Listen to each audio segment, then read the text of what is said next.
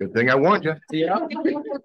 Good evening and welcome to this meeting of the South Plains School District. Thank you for taking the time to attend. You may notice that the layout of the room has changed. We listened to calls for a larger audience and we went to the fire marshal and he came and approved this for 60 members in this room. So we added some chairs, there's standing room in the back. Hopefully that will be enough to accommodate everyone. Regrettably, because of disruptive and aggressive behavior that occurred in the overflow room, we had to close that. Audience in this room have consistently maintained proper decorum, and we thank you and hope that will continue. Please join me in the flags. Pledge allegiance to the flag of the United States of America and to the republic for which it stands, one nation, under God, indivisible, with liberty and justice for all.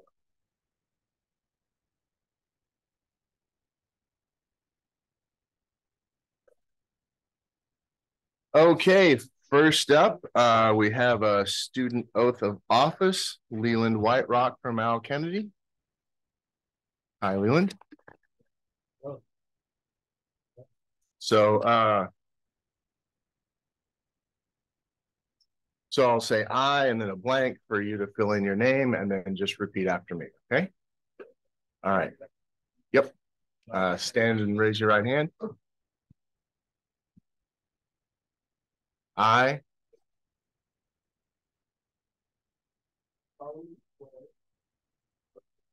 Well, hold on. Repeat after me. Do solemnly swear or affirm. Go ahead. That I will support the Constitution of the United States, the Constitution of the State of Oregon, and the laws thereof, and the policies of the South Plains School District. During my term, I will faithfully and impartially discharge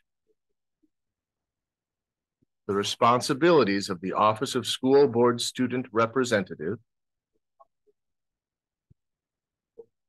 to the best of my ability.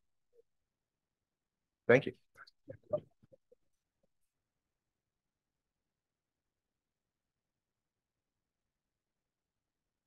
Okay, next up we have the consent agenda. I move for approval of the consent agenda as presented, 1 and 2. Chair, I'd like to ask that we take item 2 to the agenda for a little bit of discussion before we vote on it. Okay. Item 2 is removed. Yeah, the one we talked about last time. Mm-hmm. Same one, yeah. Yeah, and in December. So that will go down. I second.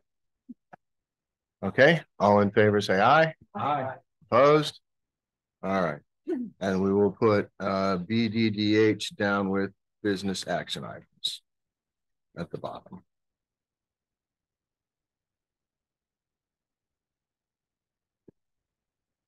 Okay. Moving on to public comment. For clarity, I would like to remind those in attendance that this is a board meeting that is held in public according to Oregon Public Meeting Law, which is not the same as a meeting with the public. As such, the board does not engage with audience members, which can feel awkward at times, but it's the process prescribed in law. The board is not required to set time aside to hear comments from members of the public. However, the board wishes to hear from community members, so there will be a public comment period. Speakers who wish to address the board must sign up before the meeting, use the sign-up sheet outside the boardroom or by contacting the district office. The board chair will recognize each speaker for a period of 3 minutes. We ask that speakers be seated at the designated table, clearly identify themselves, and state whether they reside within the district before speaking. Please note that the board is not allowed to hear comments about any individual or comments deemed in violation of policy AC non-discrimination. If a person begins to comment about either of these protected areas, the board chair will ask them to stop and they must end their comment at that time. Furthermore, policy KL, public complaints states the board will not hear personal complaints concerning school personnel nor against any person connected with the school system. To do so could expose the board to a charge of being party to slander and would prejudice any necessity to act as the final review of administrative recommendations regarding the matter. Okay, thank you for that. We have 2 people signed up for public comment, starting with Evan Moses Jones.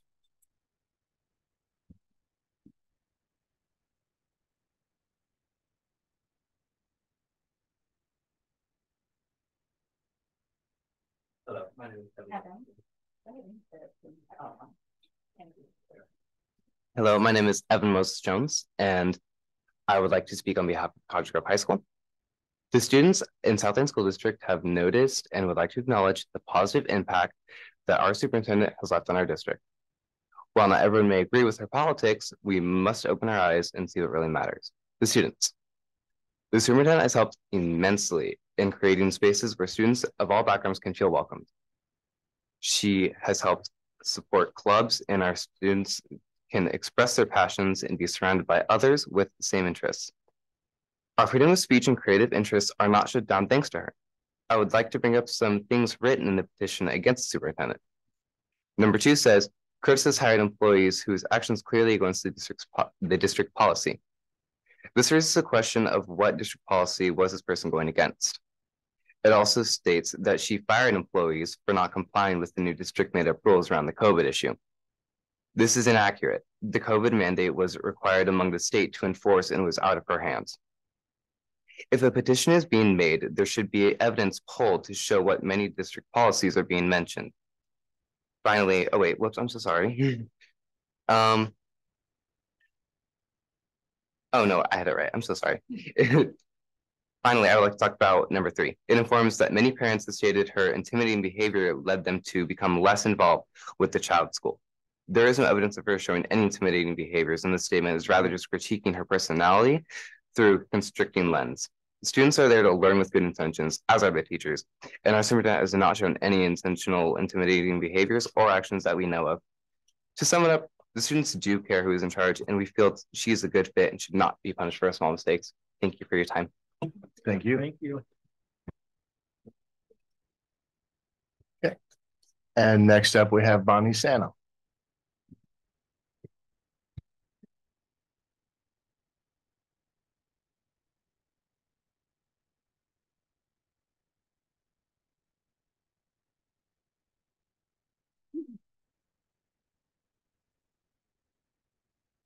My name is Bonnie Sano, and I wish to speak about parents. It is my firm belief that parents have both a responsibility and a privilege of being a parent and directing their students' education. I was not going to speak tonight because I did not have anything prepared, so I'm not reading anything, but I wanted to hand out these pamphlets about parents' rights. Sometimes I think some parents feel that the town or the school board wants to take their place of being a parent. I believe a parent should be a parent, both the privilege and the responsibility. If there is a problem, if there is a law that states that I may not hand these out before a school board meeting, I would like to see a paper copy, since I'm a senior and not terribly literate with a computer. I would like to see a paper copy of that law, specifically in American everyday terms, that I don't have to get a lawyer to understand it. Otherwise, I want to be able to hand these pamphlets out before a school board meeting. I think that that's my free speech right as a citizen. Thank you. Thank you. Okay, moving on to reports and discussions. Student representative report. We have a bunch of student representatives these days, which is wonderful, but who wants to go first? Okay.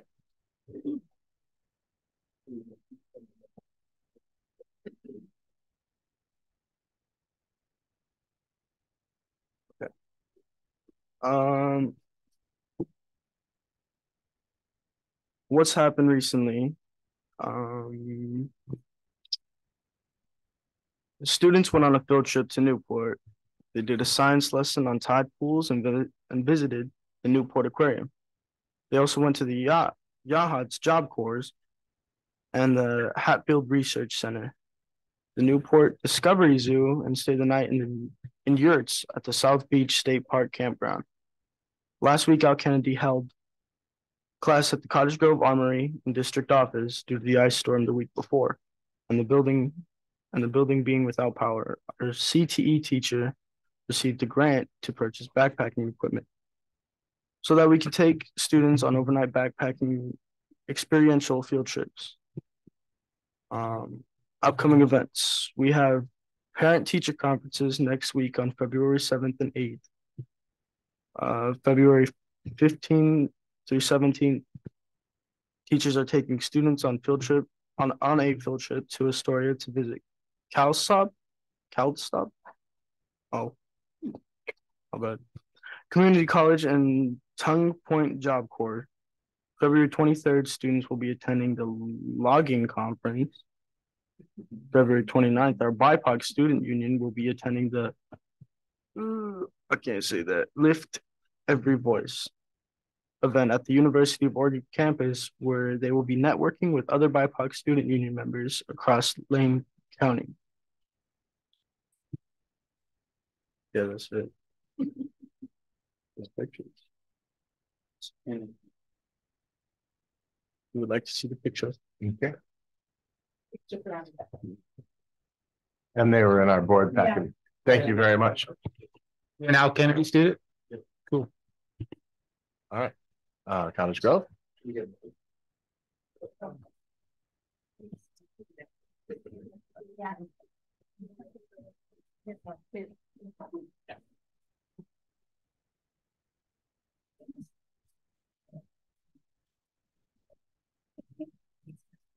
So far, what has happened, we discussed last time we were here having a unity week. Now, due to the ice storm, we had to unfortunately push that, but that does not mean we are not avoiding it. We are still having it. We are wanting to have assemblies discussing the topics of Native Americans and Hispanic heritage. We have awarded a community member, a student, and a staff member a Unity Advocate Award, who demonstrated braveness, kindness, unselfishness, those terms that we wanted to really bring out in the people and show how amazing these people are. And then we also have spring sports starting now. Sign up is available on Family ID. We have golf, track and field. We'll be having baseball, all those fun ones. And then on Saturday, we had our winter formal, and it was a huge turnout. Everybody loved it. Everybody loved the DJ, and we actually made the admissions price free to accommodate for all students, no matter what your, just to accommodate. And then currently, our theater department is in rehearsals to put on a show of She Kills Monsters, and that will be in March, the first 2 weekends. So everybody should come and see our show.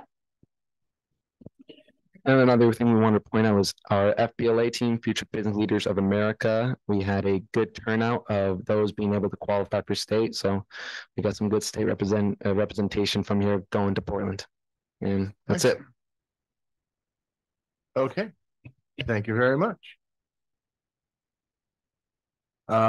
So we don't have OSEA or SLEA reports tonight. All right.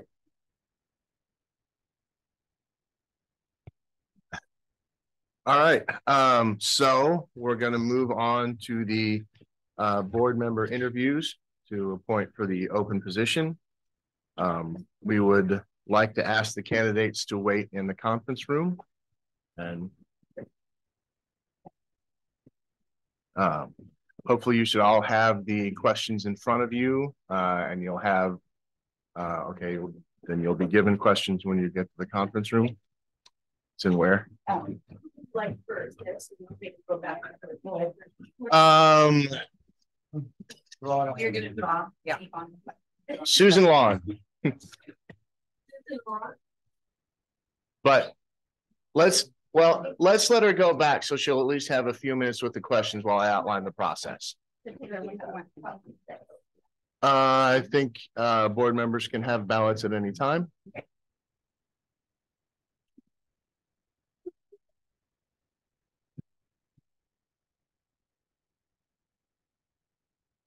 Okay, so board members should all have the questions in front of you. Actually, now that I say that, I don't know where my copy is.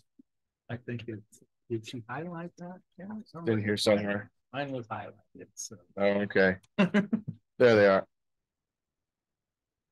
are. Per policy, we interview every applicant separately, so we'll have them come out. We have 7 questions for the applicants. Each will be given up to 5 minutes for an opening statement. And then each board member will ask 1 question. And well, except there are 7 questions. So I'll take the first and the last. And then every other board member will ask 1 question. We'll ask the same question of every applicant. And then when it's time for voting, I talked to 4J about how they did that because we haven't had this many candidates before. So getting down to 1 selection I thought could be challenging. And the way 4J did it was first there was a round where every board member put 1 choice on a ballot. And if from that round we get a majority, which would be 4 votes, then that's it. That's the nominee and we're done. If not, we'll have a second round where everybody gets 2 choices.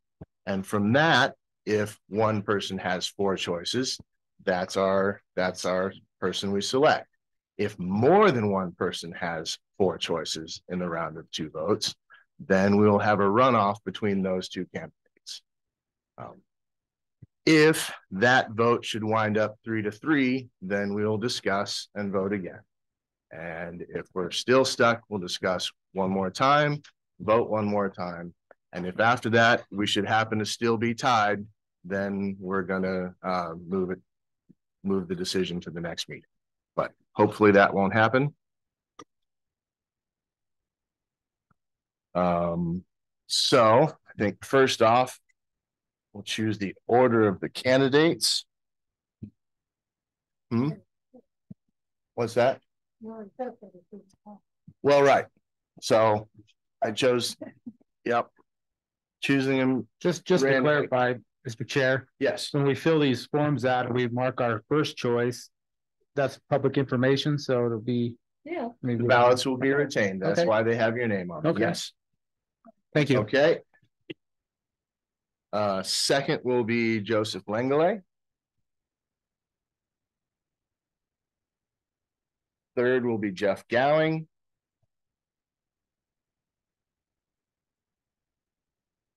Fourth will be Angel Reeves, and 5th will be Brittney Stewart.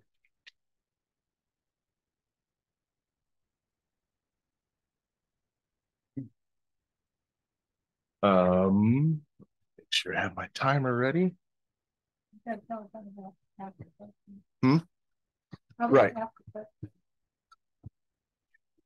5. And then, Mr. Chair, I have another question for you. And 6. Okay. Mr. Chair, I have another question for you. Yes. Before we mark our choice, will there be time for discussion amongst ourselves before we make that choice? Is that proper? Or we do that? The way 4J did it and recommended that we do it is to just vote.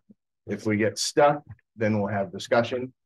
But each candidate has, we'll have almost half an hour with each candidate to introduce themselves, explain themselves, answer our questions. And it can be difficult and awkward to talk about the people openly in front of them and in front of everybody else. So we'll do that if we need to, but if we're able to get there without that step, let's go ahead. Tony, would you please go around the room and have each of the board members choose a question to ask? Sure. Question? Okay. Make sure I know you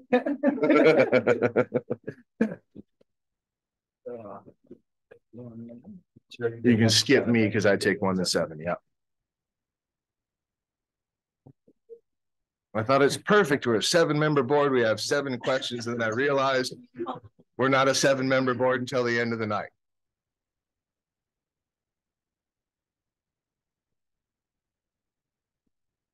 Okay, so tell me what number you got. Dwayne? 4. Number 5.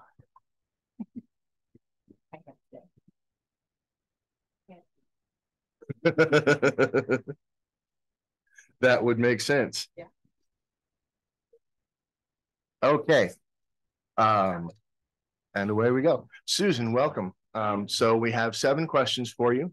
I'll ask the first and the last. The rest will be asked by the other board members. And prior to that, you have up to 5 minutes to give an introductory statement. So whenever you're ready, please go ahead.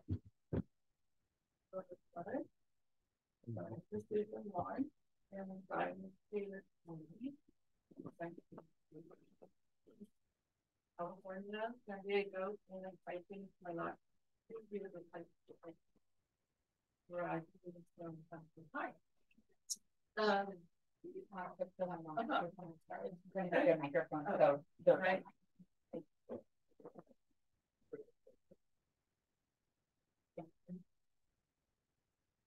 Okay.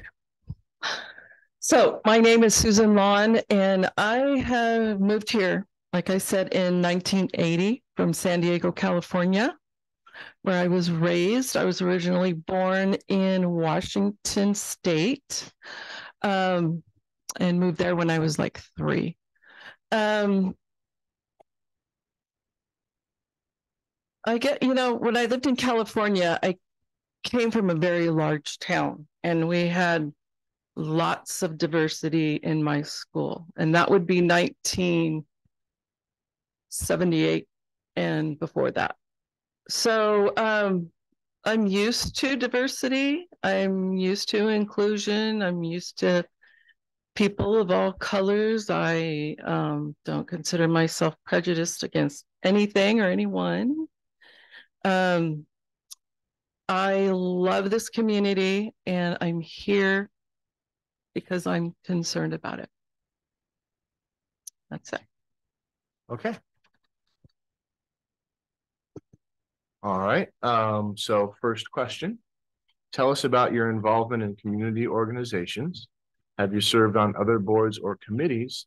And have you been involved in the schools? And if so, how? So I attended the Church of the Nazarene here in town for 16 years, and I was on their board for about 8, I believe. And the Church of the Nazarene also included Oak Park Preschool. And I know probably a lot of you put your kids through Oak Park, and it had an excellent reputation, and everybody wanted to put their little kid in there. Unfortunately, the church and the school has since shut down because of attendance. But so in those board meetings, I was the secretary, and I was responsible for taking the minutes, taking notes, and making decisions concerning the school and the kids, and also the church. I have been involved in the schools. I have 4 children that I raised in this town. They all went through this district, first at Bohemia, and then Lincoln, and then the high school. I was lucky enough to be a stay-at-home mother in those years, and I volunteered a lot with my kids. And so I have a lot of wonderful relationships with those teachers still.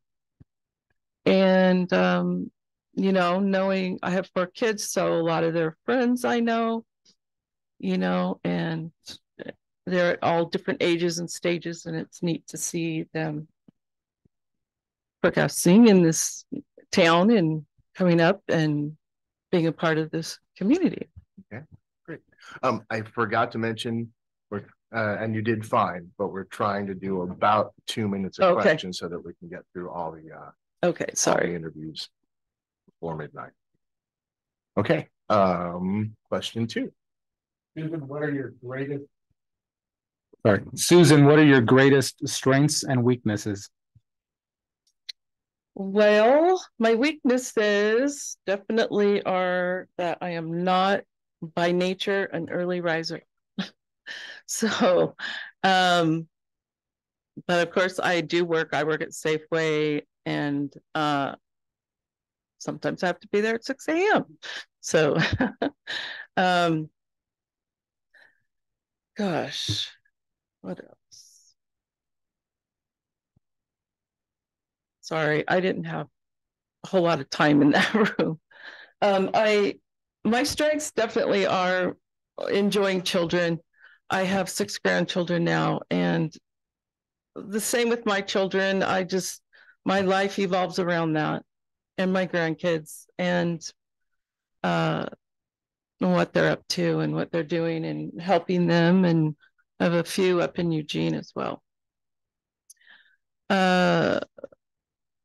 I like to be involved in the community.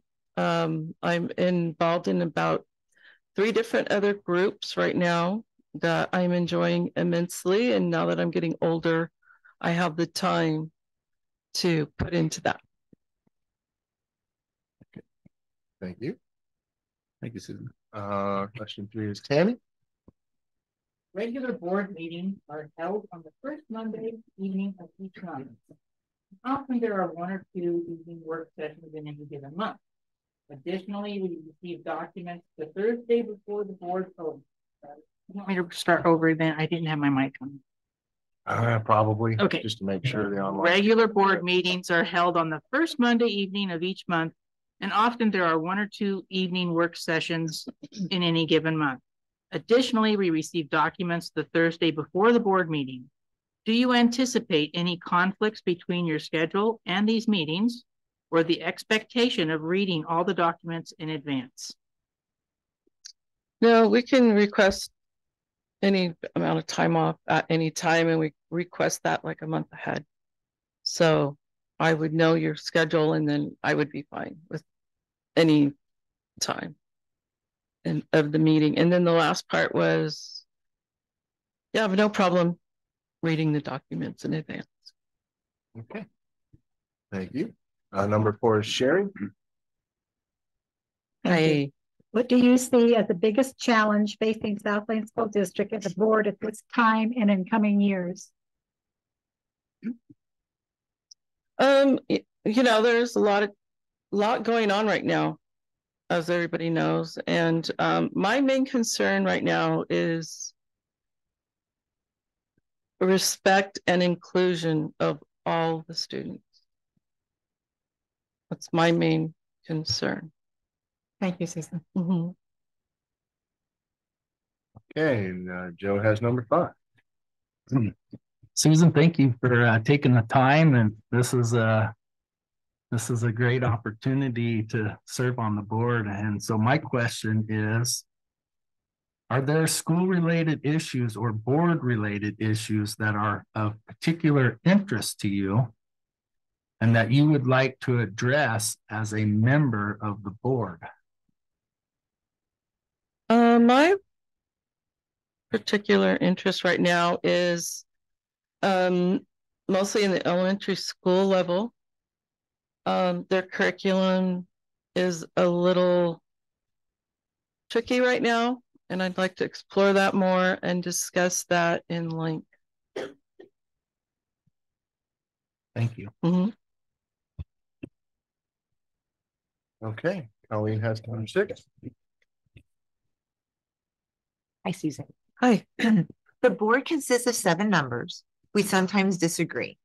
If appointed, how would you see yourself working with other board members? How would you approach conflict situations within the board? I consider myself very open-minded. Been exposed personally to a lot of different issues and family trials and tribulations types of stuff. I enjoy looking at both sides before I open my mouth. I've taught my children that.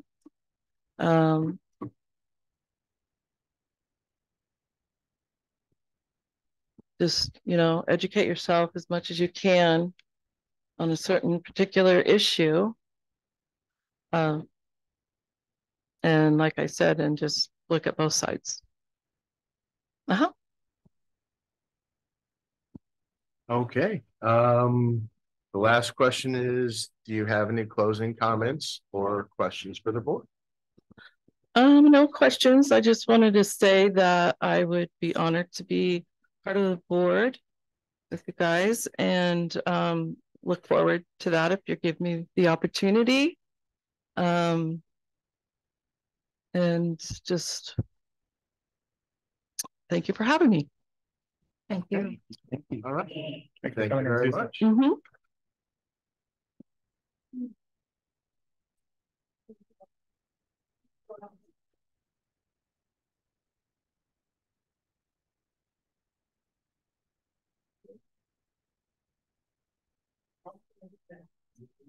I know.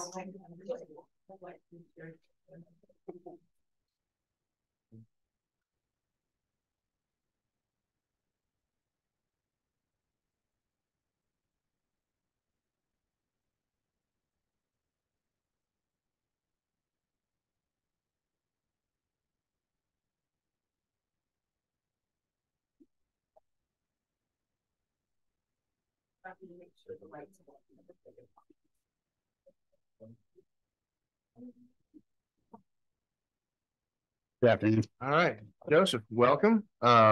Please pronounce your last name for me. Langele. Langele? Yes, sir. Okay, thank you. I would have gotten that wrong. So the way we're going to do this is you've got up to 5 minutes to give an over.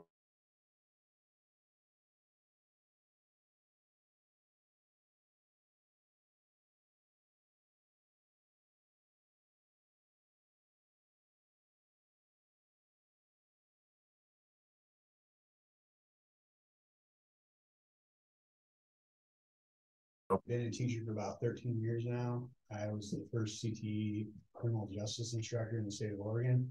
I now work for Jasper Mountain, working with at-risk youth. Before that, I was in the United States Army for 10 years. Spent my time over in Iraq. Got badly injured on my deployment and had to basically reteach myself and learn everything all over again. Had a real bad brain injury and had to assess that by doctors and teach myself how to walk again. When I first got home, I was in a wheelchair. I now help young kids at Jasper Mountain and Safe Center. Before that, I worked for Southland School District and Springfield School District system. I have 2 children that go to school here in Cottage Grove, and I've been a resident of Cottage Grove for the past 14 years. Okay. Thank you very much. So the first question is, tell us about your involvement in community organizations. Have you served on other boards or committees? And have you been involved in the schools? And if so, how? With the community, sir, I became a youth minister, an ordained youth minister, and I've been doing that for the past 5 years. And with the school, I had worked, like I said, previous with Cottage Grove School District system and Springfield School District system. And now I work for Jasper Mountain and Safe Center as their lead teacher on campus. Okay, thank you.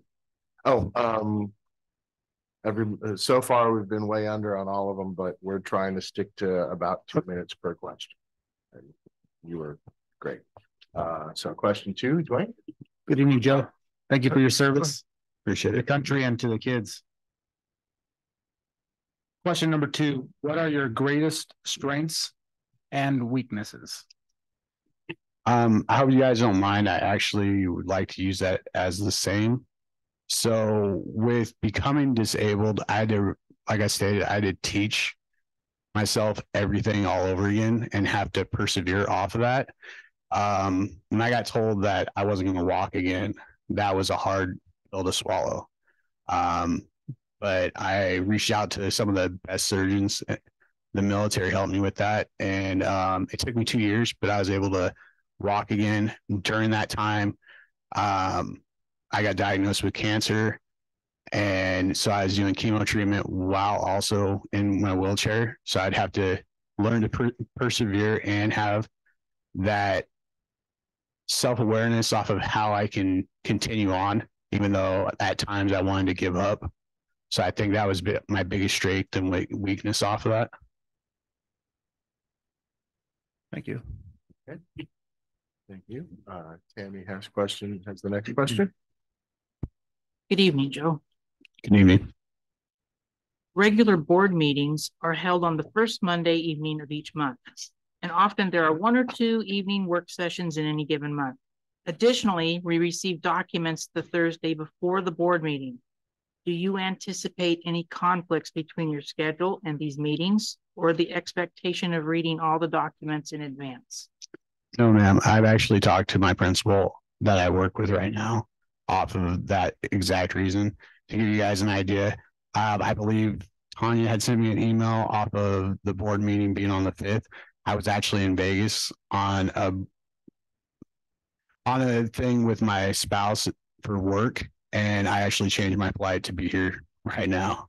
So I got here probably about 2 hours ago from the airport to be here. So, yes, ma'am. Okay.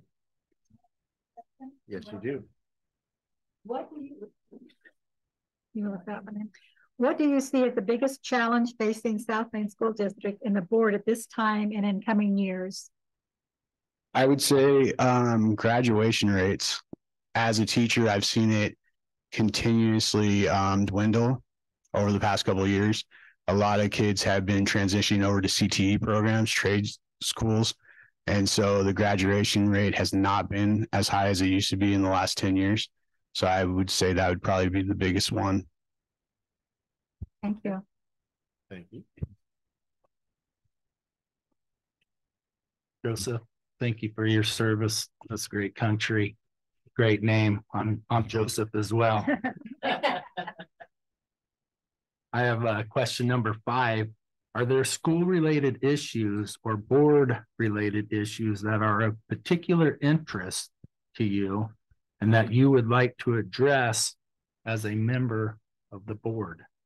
Yes, sir. So one of the biggest ones that I've been seeing is the use of vapes and drugs on campus. I've seen that being overused. I spoke to principals around Springfield, Cottage Grove, saying that close to 70% of the school body is using vapes or some other form of narcotic, whether it be prescription drugs or actual drugs. And for me, that doesn't really stand well with me, with being a criminal justice instructor, to see that in our school system and it being offered to kids on a daily basis. But some other areas is also education requirements and assessments on our student body. I've been seeing a lack of student growth off of the education, off of kids graduating and ending up having a freshman to 8th grade level and reading, arithmetic. We're putting these kids out there and expecting them to get jobs when all they're going to be doing is flipping burgers, with all due respect, because we're not setting them up for success. We're setting them up for failure.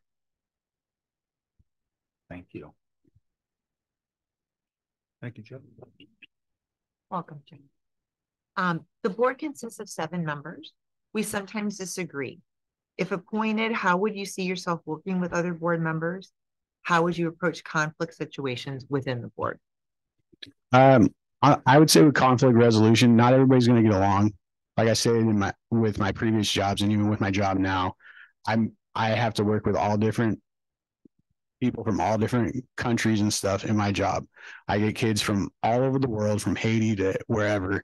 And for that, you have to have that conflict resolution. You're not going to get along with everybody, but understand where they're coming from rather than attacking their vision or their view. That's unacceptable to be doing that in this place of work. Okay, and final question. Do you have any closing comments or questions for the board?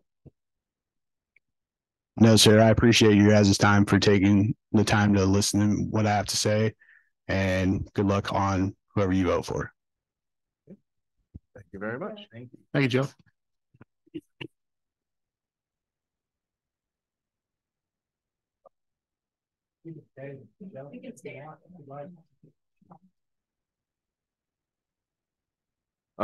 Next up is Jeff Gowing.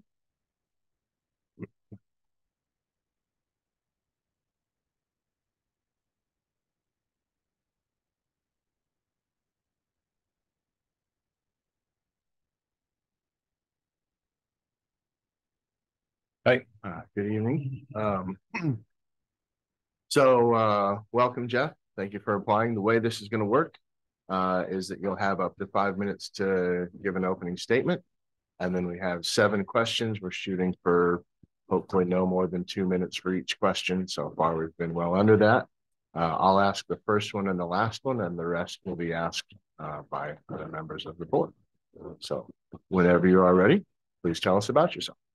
So my name is Jeff Gowing. I was born in Cottage Grove, 1961, 4th generation graduate of Cottage Grove High. My son was the 5th. We hope to bring back one of his kids so we can have a 6th. My son's currently in the Air Force. I've got 3 kids and 6 grandkids, and I'm retired millwright from Weyerhaeuser, and just looking for more opportunities to serve the community.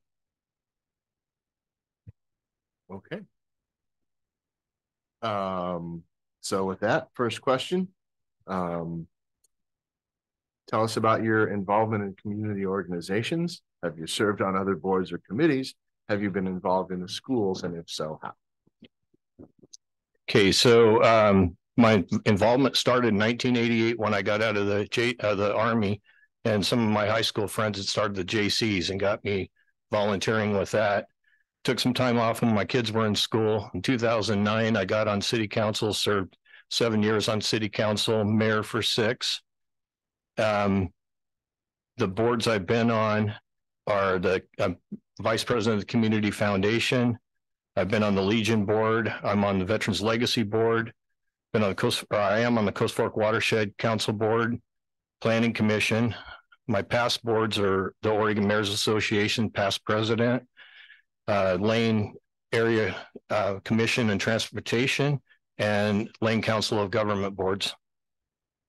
My involvement with the school is now is I had started as sub maintenance for the swimming pool in the summer. I resigned that position last week, but I'm staying on volunteering because they need help up there with the training the new person.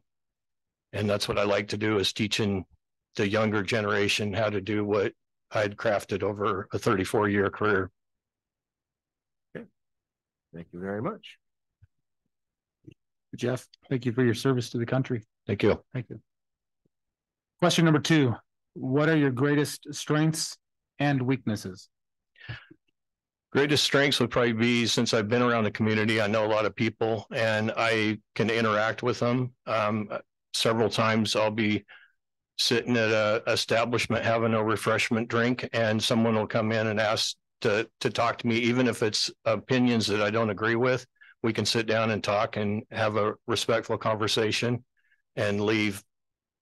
Whether we agree or disagree or minds are changed or not, it's irrelevant, but we can get along. Weaknesses would be one is I'm technical challenged with computers, so I don't always do as good with the computers. And the others, I just don't say a lot when I'm in meetings and talking. I've been on boards where people talk just to hear themselves speak, and I'm not that kind of person. My grandpa told me you have 2 ears and 1 mouth. You should listen twice as much as you speak. Okay, thank you. Hi, Jeff. I get the third question. Regular board meetings are held on the first Monday evening of each month, and often there are 1 or 2 other evening work sessions in any given month.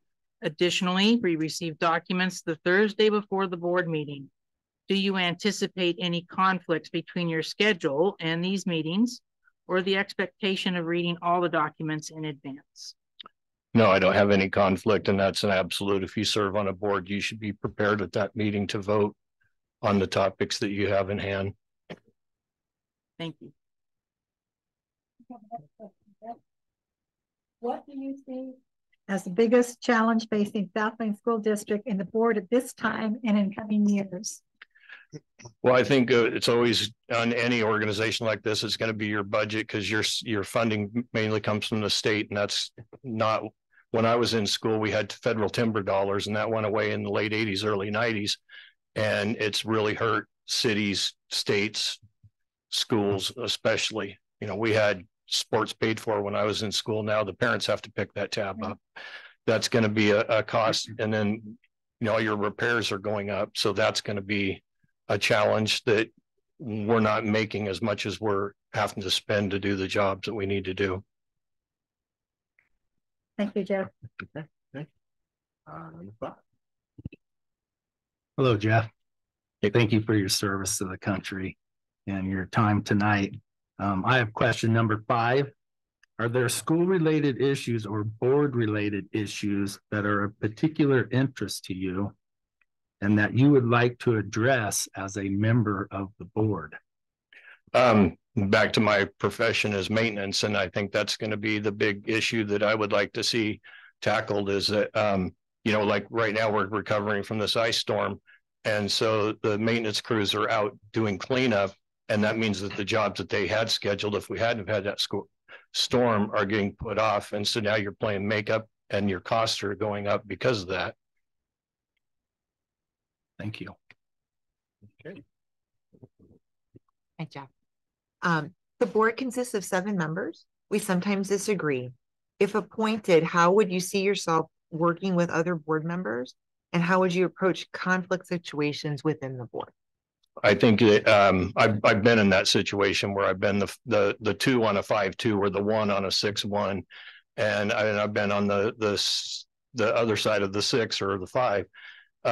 It's nothing personal. It's you're voting on a topic or a decision, and you just don't hold a grudge over it. And when you walk away at the end of the night and everybody's still friends, that's the goal.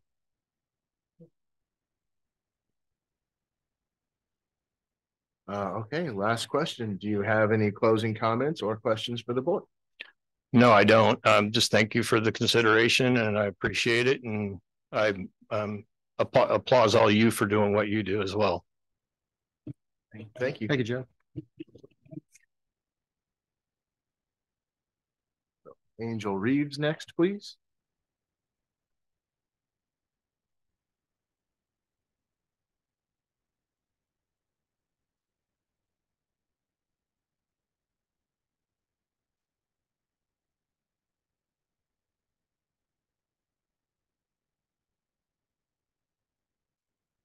Hello. Hi, Angel. Welcome and thank you for applying. The way this will work is that you'll have up to 5 minutes for an introductory statement. And then we have 7 questions for you. We're shooting for no more than 2 minutes per question, hopefully. Sounds great. And I'll ask the first and the last, and the rest will come from individual members of the board. Sounds great. So with that, whenever you're ready, please tell us about yourself. My name is Angel Reeves, and I am a local Cottage Grove resident. I live over on East Washington Avenue with my beautiful family. I am my husband's girlfriend for 15 years, and we have 4 children, 3 of which have gone through the Cottage Grove school system: Al Kennedy, Cottage Grove High, London, and Bohemia. And I have a small private practice. I'm a mental health therapist here in the community, and I work in mental health tech. Thank you. First question. Tell us about your involvement in community organizations. Have you served on other boards or committees? And have you been involved in the schools? And if so, how? Yeah, so I am currently the secretary for the parent-teacher club at the London School.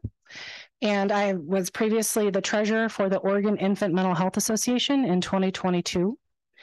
I was on the superintendent search committee here for the South Lane School District.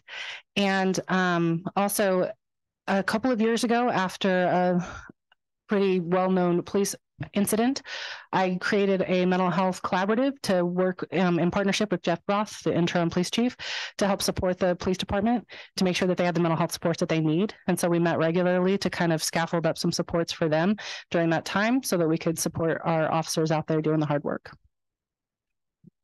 Okay, great. And then, sorry. Go ahead. I forgot. Okay. So then professionally, I did work in Douglas County in the school system there. I started out as a school-based therapist there in 13 schools. And through there, I was working with children in groups and individually and their families. I also sat in and helped with IEP development and implementation.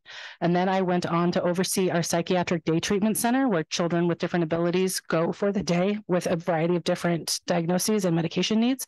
And I ran a 3-site program there. And then ultimately became the program director, where we oversaw all the programs in Douglas County. Okay, that's it. Yeah, question 2. Angel, thanks for your service to the community, to the most vulnerable people. I think you already answered the question, but what are your greatest strengths and also weaknesses? I'd say some of my greatest strengths are that I listen to hear and I listen to understand. So I am by character not reactive nor defensive. I am a person that sets boundaries for wellness and sustainability, because I believe that we all juggle many balls in the air, but the only one made of glass is our family. And if that one drops, there's no recovering. And so I make sure that I set healthy boundaries in my professional and my personal life so that I can maintain wellness until I'm well into my 90s and living my best retirement life. Okay. But was I supposed to answer was that just strengths? Because I could have a weakness too. Oh, sure. I have so many. So as a person who sets boundaries, my weakness is actually the inverse of that, which is that when you set boundaries, you have to sit with the discomfort of not pleasing everyone. And so I think all of us have a people pleaser within us that we have to address at some point. And it is still a struggle sometimes to not please everyone in the room. And so sitting with that discomfort is something I'm continually working on. Thanks. I get question number 3. Thank you. Okay. I need to find out how that boundary thing works. It's a journey. Regular board meetings are held on the first Monday evening of each month, and often there are 1 or 2 other evening work sessions in any given month. Additionally, we receive documents the Thursday before the board meeting. Do you anticipate any conflicts between your schedule and these meetings, or the expectation of reading all the documents in advance? I do not see a conflict. I did prepare for that first to ensure that this would fit within my work-life balance, and I do have the time that I can allocate for this should I be appointed. Thank you.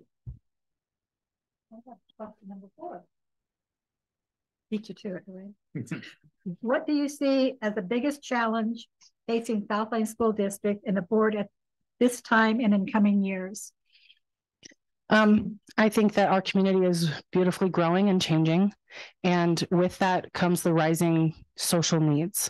And I think one of the things that we face that is not unique to Cottage Grove, but I think is nationwide, is that sometimes we expect our schools to provide the answers to all of our social problems. And I want to ensure that the same boundaries that I implement in my life is also for the teachers too, because it is maybe the hardest time in the world to be an educator. So I think that ensuring that we are creative and innovative to develop infrastructure to support our community and our students, our most important asset, while not at the cost of the mental health of our educators. Thank you, Susan. Absolutely. Angel.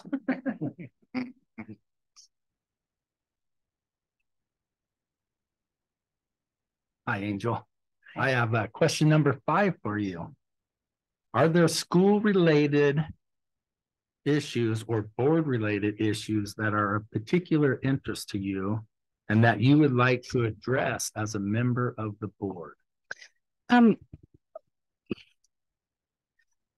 The issues I kind of spoke about already, and it's just the growing needs of our community and ensuring that we have infrastructure to support that, and that we are also placing strong boundaries within the school board so that our school districts are set up for success.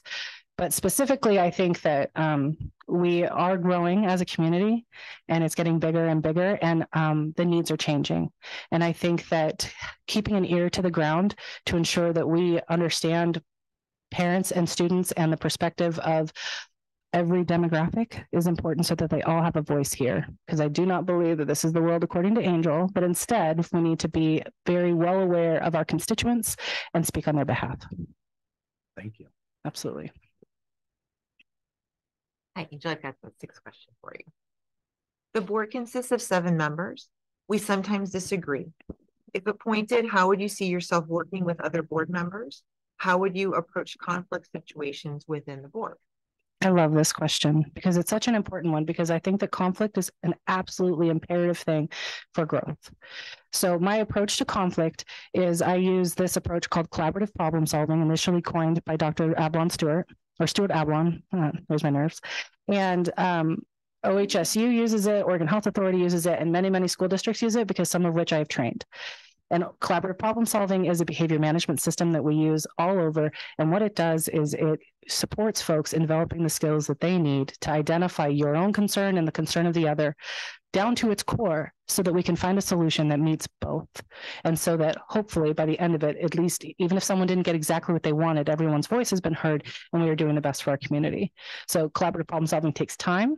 It takes a paradigm shift, but it is an important one that's helped me in my personal and professional life. Absolutely. All right. Last question. Do you have any closing comments or questions for the board?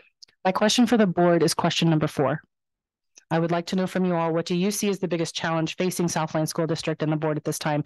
And what do you want to see in the new board member to help you face that problem together? Good answer. I don't know if we're really set up to go around the room and answer that on the Okay. fly, but it's thoughtful and incisive for sure. Maybe one of you? No? Oh, gee, that's me as the board spokesperson. I mean, I think the biggest thing really, and always the goal, is raising student achievement. Yeah. Everything else that we do is directed at that, and we have a lot of room to go. So that would be my response. Yeah, I appreciate that. Yeah. Yeah. Thank you very much. Thank you. All right. And next up, we have Brittney Stewart.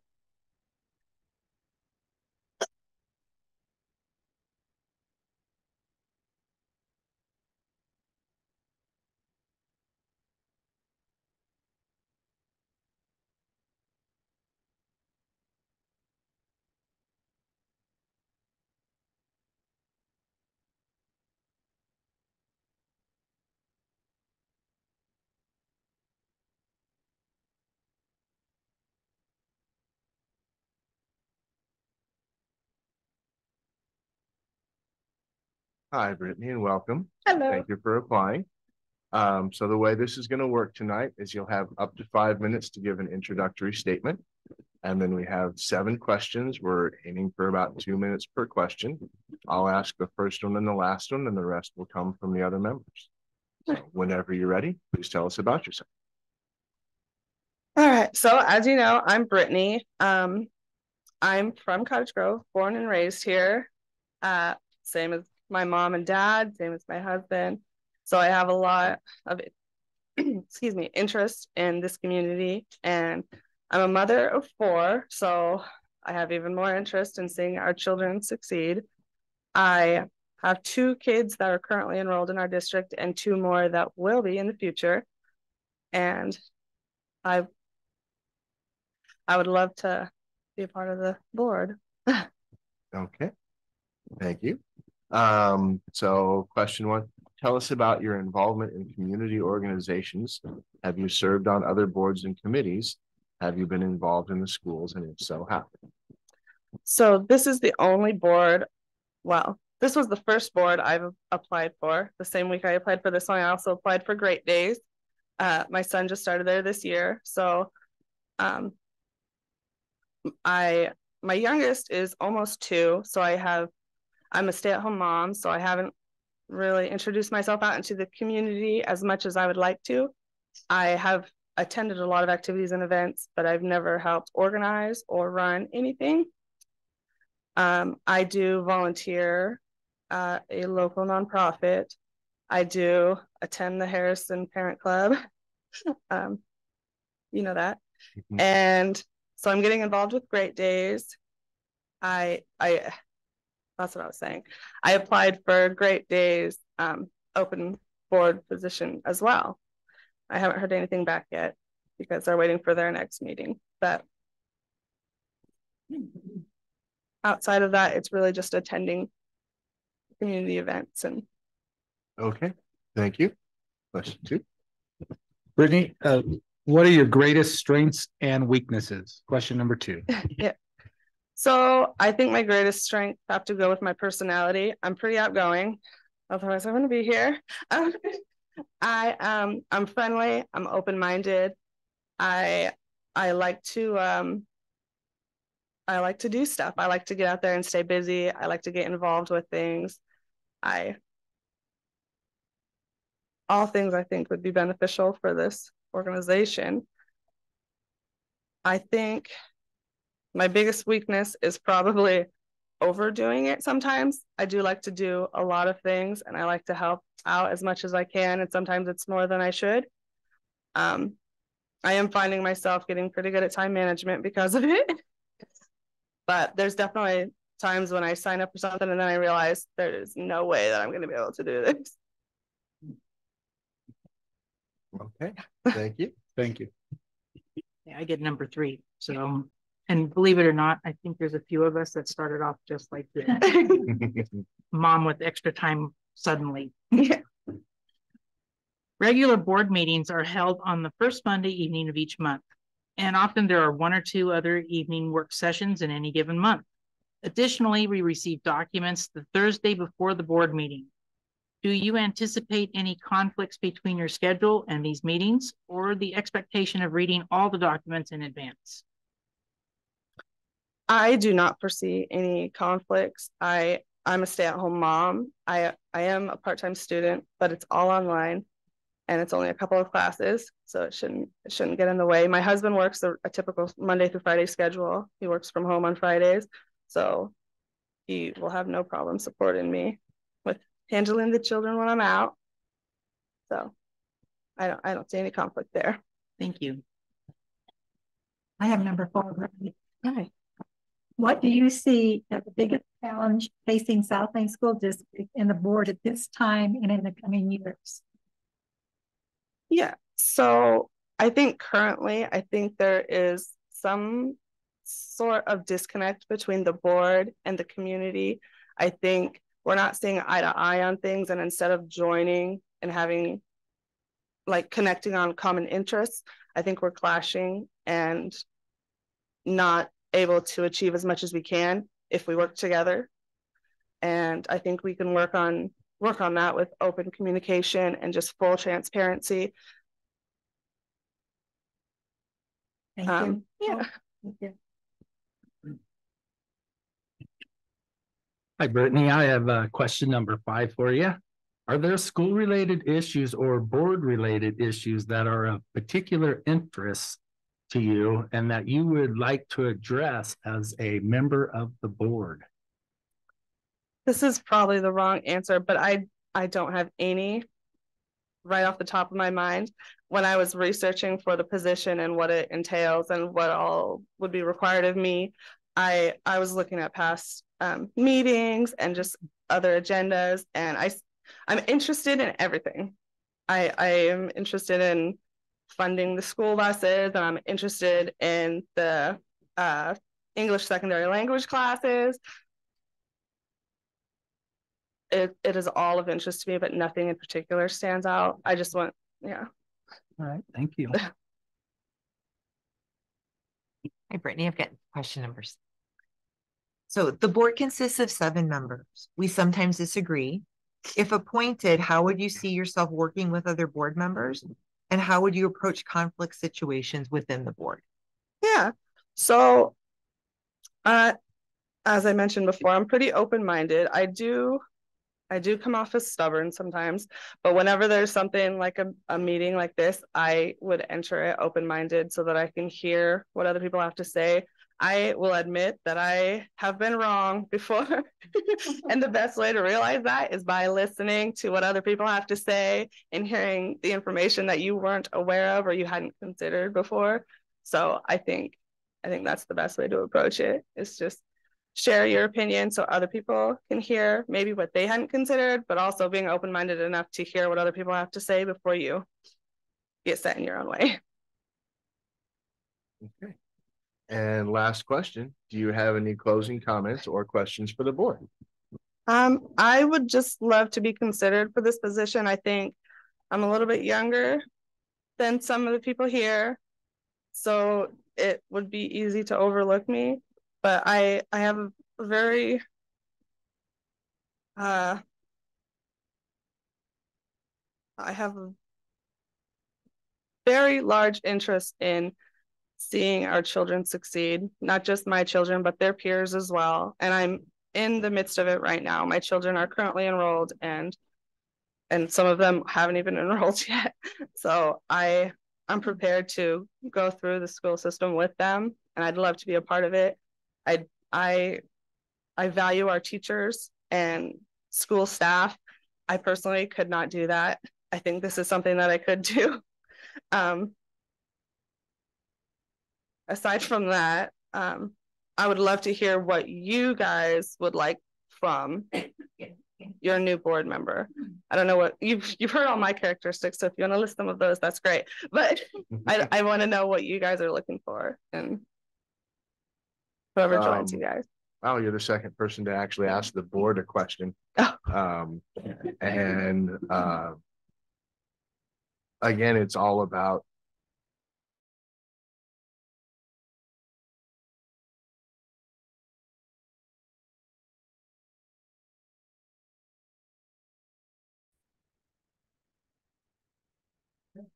and with that, that's our last interview. Thank you very much. Yes. You're welcome to join the audience. I think we should take a few minutes to gather our thoughts, look over our notes, whatever that may be. I prefer if we were to all stay here and just kind of, I'll keep an eye on the board and see when we all look like we might be done and ready to vote. And when we'll have the first round of voting. The candidate will be sworn in at the end of the meeting, assuming that we do select a candidate. And after the voting is completed, we will take about a 10-minute recess.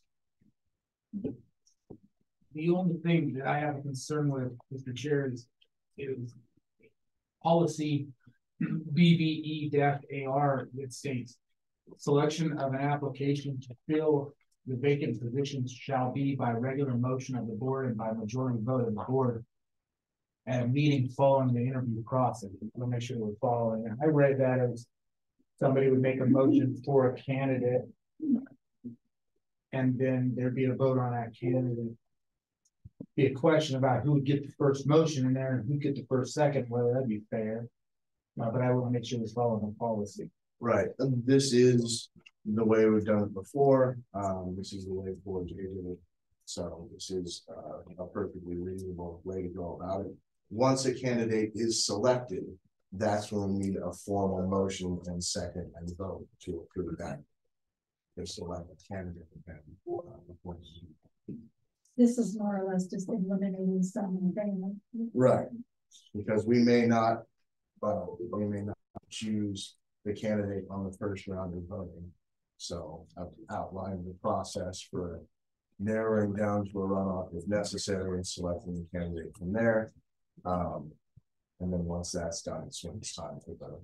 Could you read that third while we're getting our stuff together? Can you take a look at that and just read it and see if you're reading it the same way? I almost read it as it's tough because typically you have one or two applications and then somebody make a motion and you get a second, you get a vote, and then everybody else would miss out almost. Right. I read the policy. That wouldn't be fair, but okay. I read the almost, policy several times this week and talked to OSEA about the process and talked to 4J about the process. And part of why we're doing it this way is because we are in the fortunate position of having this many applicants. Well, previously it's been more than, it's only been 2 or 3, and it's been sort of easier to figure out how we were going to get to choosing the one best candidate. I spent a little time reading and I thought it could be used to get rid of to take an application out of consideration so that somebody could vote for somebody. I don't know. If you could take a look at it, see what you think. That's the way I read it, but I have no problem doing it the way that which the last paragraph, paragraph, the first sentence.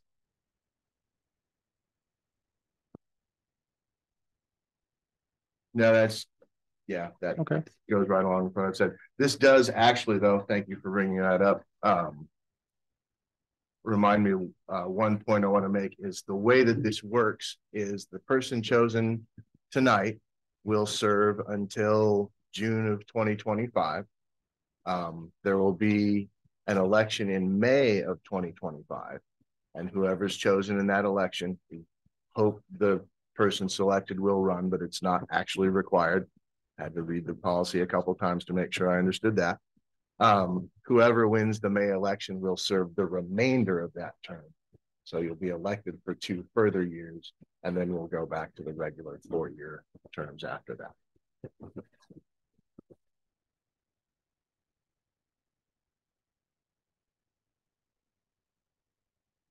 All right, so are we feeling like we'd be ready for the preliminary round of voting? Sherry seems quite ready. Okay, I'm ready. Tony Scurto, who's going to collect the ballots and then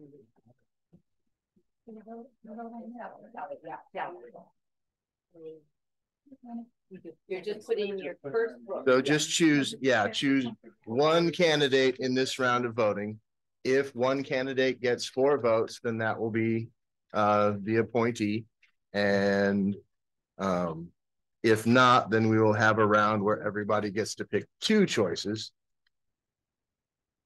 If there's a round of 2 choices and only one person gets 4 votes in that round, then they will be the appointee.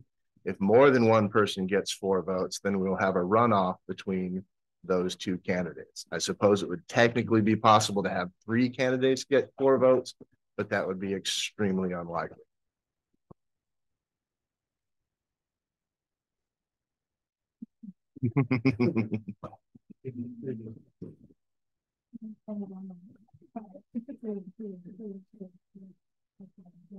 Do we have more? I only had the one ballot that I can locate. Yeah. Oh. Okay. I guess we'll get them back and re-vote on them if need be. That'll work. I was confident.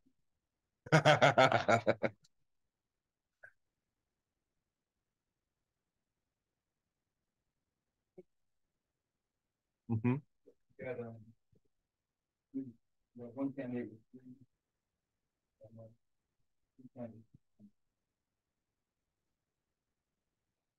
Okay.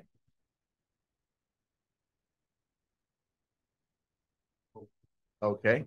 That being the case, then I guess please return the ballots, and separately from your first choice. So does one drop off? Yeah. No. Because that was the way 4J did it. Presumably that person won't suddenly get a whole lot of votes. Yeah, we're following the process because they spent a lot of time outlining it because they had a very large number of candidates to winnow down to, and even more contentious board situation than ours has been. This, Mr. Chair, this seems kind of odd. I mean, I call it like I see it. It seems fairly odd that you're going to give us our ballot back and we pick somebody different. More than one copy. That was a miscommunication. No. I'm just saying I've already picked the person. I've picked the person who I'm going to give it back the same. Well, the process is you need to have a second choice, and you cannot choose the same person twice as your choice.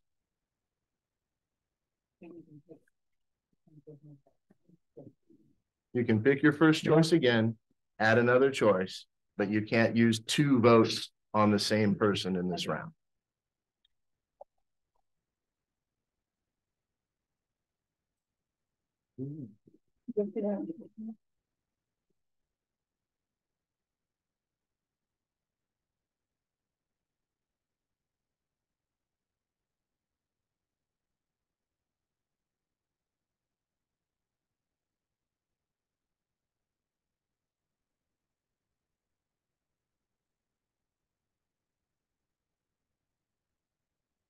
Yeah. Before we move on, I think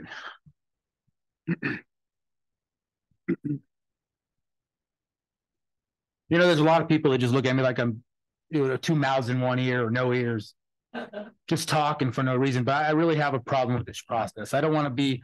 I'm not here to stir the pot, but I really am reading that 3rd paragraph as there should be motions on each applicant.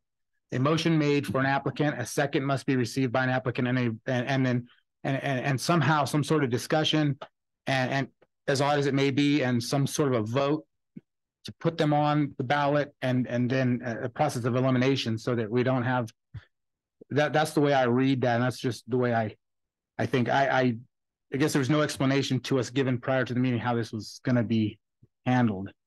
No, and part of the reason for that is that we were supposed to be able to discuss this at the work session, but the work session was canceled because of the ice storm. However, the call for applications had already been put out, so that process had already started. So it wouldn't make sense, and it would be unfair to the candidates to put that off for another month.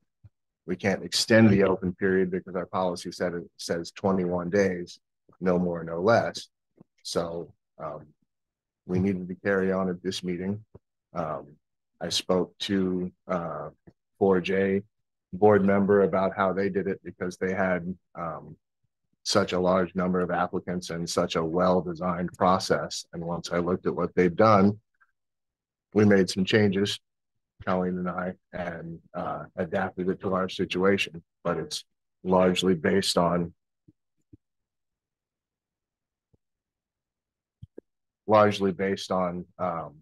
the method that they designed.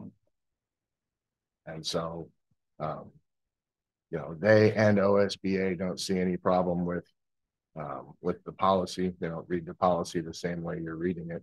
So long as once an applicant is chosen, we make a motion, a second, and a vote, and we are fully in compliance with policy.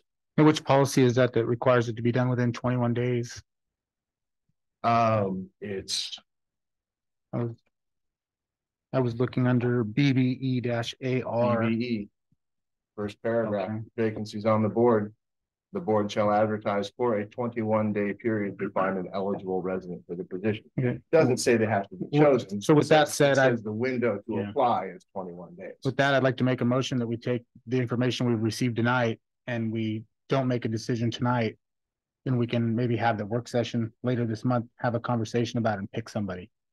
Because I know let's do it. Going as a say, and then we can make motions. Yeah. That's kind of putting the cart before the horse, the carriage before the horse. If that can almost, like, we don't know who the person that got 3, and it's probably best that we don't know that if we move forward to a work session to discuss this, because that could set us up. If we knew who those 3 were, set us up to go into a meeting. I think we can discuss it right now. Yeah, I think we've heard from all the candidates, presuming that we can come to some sort of majority position on. And we've got a which of majority. these fine We've got candidates somebody that's got three Yeah. marks. That's not a majority of 6, however, that's just the half. majority With- vote.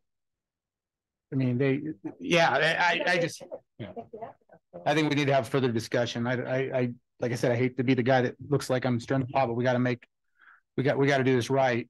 And I know they're only here.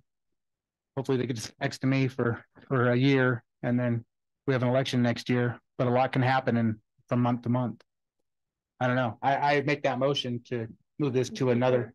Do you mind if I, Scurto, given that we both have superintendent parliamentary experience, I just wanted to check with you. I believe that because we have a majority in the vote, that could be the recommendation for a motion, and then we have to have 4 support that motion to select that person.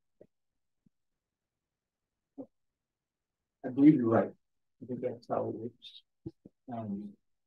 Kind of you get to the point where you get the person with the most that enters the vote, but that still doesn't mean that you've taken that motion forward. So the process leads to determining a need still. Right, yeah, and we would make that next. Right. Yeah. So we could take the person who has the majority, name that person, then have somebody make a motion and vote on it. If we do not get 4 votes, then we can look at the additional step. Yep. The only problem I see with that is then everybody knows who the person with a 3 is, and then if they didn't vote for that person and they want to get on that, they just get on that, and then it's 4. It works well when you do verbal voting too, though. That's how it works. It can if you all raise your hand, one at a time. If you don't all do it at the same time, I don't know. What do you think? I mean, a question was asked of you, and we really didn't let you give your full on feedback. The full on feedback is that you have this candidate process, and I think that's what the process is designed to do. It's still going to take a vote. Motion forward to actually. So what you're saying, if this process kind of leads to. So would you say it's proper to give us a new ballot, or that ballot marked off? Hold on, without the person who, well, you said you had how many? You said one person had 3, and then the other ones had 1. Yeah, that's tough too. Does anybody have 4 now? Okay. Go from there. Like I said, I made a motion.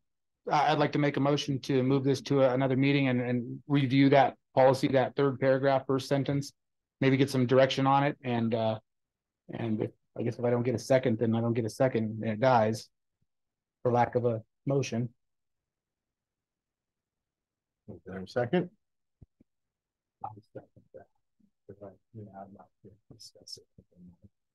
And then we have some discussion time. Okay, so the motion is to postpone the decision to a further meeting. And we're now open for discussion. I think we have enough information tonight. They did a very good job of answering the question. And we selected somebody that has more votes, whether it's 3 or 4, and I think we need to go forth with it. I do think the next step needs to be a motion, though. It doesn't need to be on paper. It needs to be out in the public. A motion. So I make a motion I nominate Susan Long. You have to vote on the first and then the second. Okay. I'm asking, is that process? Do I have to be the first one to get a motion in there, or would somebody make a motion for the person that's got 3? Someone should make a motion for the person with the most votes. But we do need to conclude the discussion on your first motion. Right. Does anyone else have any comments on the discussion of the process? That's what's up for discussion at the moment, right? Yeah. I have something to say, but I would like to let anybody else who wants to speak go before I What do. we know now, if we wait longer, we'll forget. And I think we were elected to make decisions. Okay. And she's right. We were elected to make decisions, and there's a process for that. It's majority. And we really don't have a majority. We have a 3. Okay, but Well, no, I know you have an opinion, and I'm allowed to have an opinion too, but I'm stating facts. And the fact is that we are here to make decisions, and I understand that, but the decisions by Robert's rules, it's majority, right? And we have 3, and I asked this question to you 2 weeks ago, and I never got a response from you, Mr. Chair. I asked you what happens with the 3-3 tie. I assumed would come in and we would have a vote on applicant A, and it would maybe be 3-3, and who would be the tiebreaker? Never got an answer. So none of us knew. I assumed coming in that this would be the way it is, and so we have 3. Somebody that was chosen 3 votes here, which is not a majority. Then we're giving our ballots back for somebody to take a second choice. And this is a second choice. So I selected somebody as my second choice, but they're my first choice. So rather than doing it that way, I'd like to find a way to take people off of the list, take applicants off of the list. I'd like to call for the question. okay. I don't think I was done. Can you call for the question if I'm done? Yeah. Okay. I've been wrong before. So, thank you. The question is, are we going to postpone this decision to a future meeting? All in favor of postponing the decision to a future meeting, say aye. All opposed? No? Okay. Therefore, the motion fails. We will decide this evening. With that, Tony, do you have, can you tell us the results of the second round of vote? Yeah, in the second round, you have a candidate for a vote. You have to find that 4 votes. And no other candidate received 4 votes? Okay. All right. I make a motion that we appoint Gowing to the board. I second. Okay.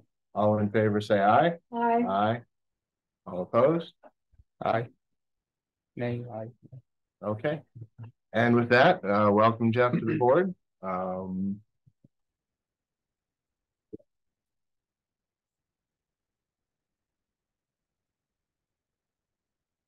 We'll make a space for you if you'd like to have a seat, or you can stay there. It's your choice until the end of the meeting, and you'll be sworn in at the end of the meeting. Okay. I would like one. Oh, and thank you to all of the candidates for applying. We're really grateful to have. No. The ballots all have our names on them. Right. The ballots have our names on them and are a matter of public record.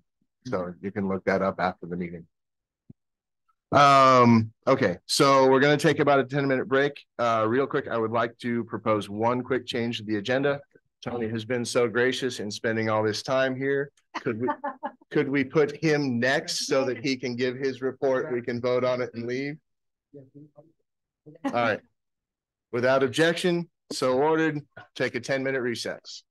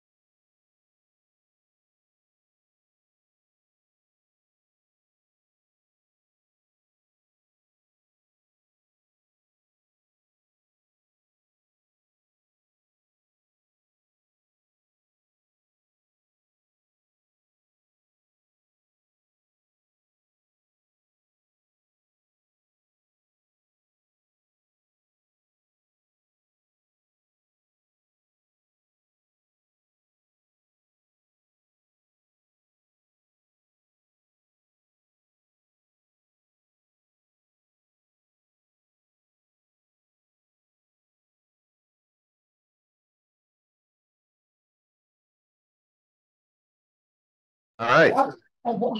Meeting's back in session. We're gonna hand it over to Tony, but first Yvonne wanted to say a little something. Yeah, I just like whenever we have our ESD superintendent here to talk about our local service plan, I just like to take a minute to have to share with everybody what a great opportunity we have belonging to an ESD, and have you know that Tony convenes all of the superintendents in Lane County monthly and always hosts anytime anything is going on. We have a group on our phone. He's emailing us. He's saying, what can ESD do to help you during the pandemic? He set up regular meetings for us weekly. Sometimes I might have been on the road driving, but we had opportunities to check in with one another. It is such an amazing way to feel that collaborative spirit across the whole Lane County. And it comes from an ESD superintendent and his leadership team who brings us together. We use ESD services more than what you even see in the local service plan. There's a lot that the staff at ESD do for our school district. Great curriculum and instruction support and professional development. More recently, we've had lots of help with individuals who have expertise in social emotional learning and mental health. I just couldn't even remember the list of everything they've helped us with. So I know that when we talk about the local service plan, that's almost the boring part, because it's just the budget and the business of all the normal services we have to do. But it doesn't reflect how well we work together as a team, how we lean on one another. And Tony's definitely at the center that our ESD is probably the highest functioning ESD I've seen in the state. And so thank you, Tony, for the work you do and for our local service plan, which I'll let you tell us about. Well, thanks, Superintendent Chris. Appreciate that. We do aim to serve that's like our middle name, right? The Education Service District. And I come here usually once a year, or some representative from Lane ESD comes here once a year. Sometimes meetings conflict. And the express purpose is to kind of talk about the local service plan and ask for your action on it. Just the process of the local service plan actually is an extremely democratic process that we go through. The local service plan comes from the input of all the 16 superintendents in the county. And there's a vote at the Superintendent Council. And once that happens, it goes to the Lane ESD board, and there's a vote there. And then we've got all 16 districts in the county that we asked to weigh in, and we have a timeline of March 1st that we like to hear from all of those. So I guess at any point, well, at the beginning point, you've got the superintendents that can change things or, revamp things. And after that, if there's not satisfaction at our board or other boards, we go back to the drawing board on it. I will say, as Superintendent Curtis pointed out, a lot of things that are in the plan don't always come out as really exciting or great things, and some of them are in between the lines. Yeah. One of the things about being a board member is that you have lots of things to read and go over, and I don't know even how many pages our local service plan is, but if that was in your packet, you had 5 strong candidates tonight for the board position. I don't know if they saw that first, they might have changed their mind. It's not exciting. In fact, we're looking at revamping that and putting it out in a way that maybe just in like a 3-page handout highlighting things might be easier to read and even more informative than all the narrative that we have. Out of that narrative, though, some of the key things that we do are just what ESDs around the state are required to do, and that is provide services in special education, school improvement, technology, and also administrative services. And as Superintendent Curtis already pointed out, there are quite a few areas in school improvement that have come about lately, and I think some of the emphasis on social emotional learning with students is one of the keys that she's pointed out. Another key part of school improvement and the services we've been offering that I'm hearing from our districts that are going really well involve the state's attempt to get all the different streams of money that come to school districts and try to align those so that instead of spending them separately, you find a way that they all merge together for a plan that's for the benefit of your students. That's called the integrated guidance approach. And it's, for an old school guy like me, it's pretty complicated because I'm used to those individual streams and chasing them down. We've got a fantastic team that has put on sessions for our districts where there's been really they've been highly attended. And I think another one's coming up here next Friday. We sent them at Lane Community College, and there's a chance for districts to get there, hear more about the latest information, and spend some time working in teams with guidance from some really sharp people that we've got at Lane ESD. That's one of the things I'm hearing that's going really, really well. Other than that, in the special education realm, that's our biggest department, and it's probably where you would see most use of what you're choosing on the menu. Everybody gets so many services that are core, and then you get to select. And most districts select unique special education services, and South Lane does that in the form of students experiencing life skills disabilities, students getting augmented communication support, and also our Lane School campus over in the Westmoreland campus. Some other items of note. The South Lane School District has traditionally used the Studying Skillful Teacher very in terms of curriculum, actually professional development for teachers pretty extensively, and is a partner in a consortium effort with 4J and Springfield and Lane ESD, and that's been going well. And also just support for career technical education that we see increasing not only in South Lane School District, but throughout the county in a more regional approach. And we're seeing some exciting things happen with that. Other than that, I don't have much else to add. This is not an earth-shattering change in the local service plan. It's the second year of a 2-year plan, so it's really similar to last year. We still need an annual vote, though, even though it's pretty similar. And that's kind of what I guess, urging you to take a vote when you can before the March 1st meeting. If that's tonight, that's great. If it's any questions you have about the plan or anything that's in any of our services, I'll be glad to answer tonight. But it's not just this time of year that you get to ask questions. We're here all year round, and we welcome any comments or questions at any time during the year. So what might your questions be tonight? I only had a question about the CTE comment you made. You said, did I hear it right? You said you're not really seeing that here, where we're not involved, or no, you're involved here and very strongly for a district your size. CTE. Yes. Okay.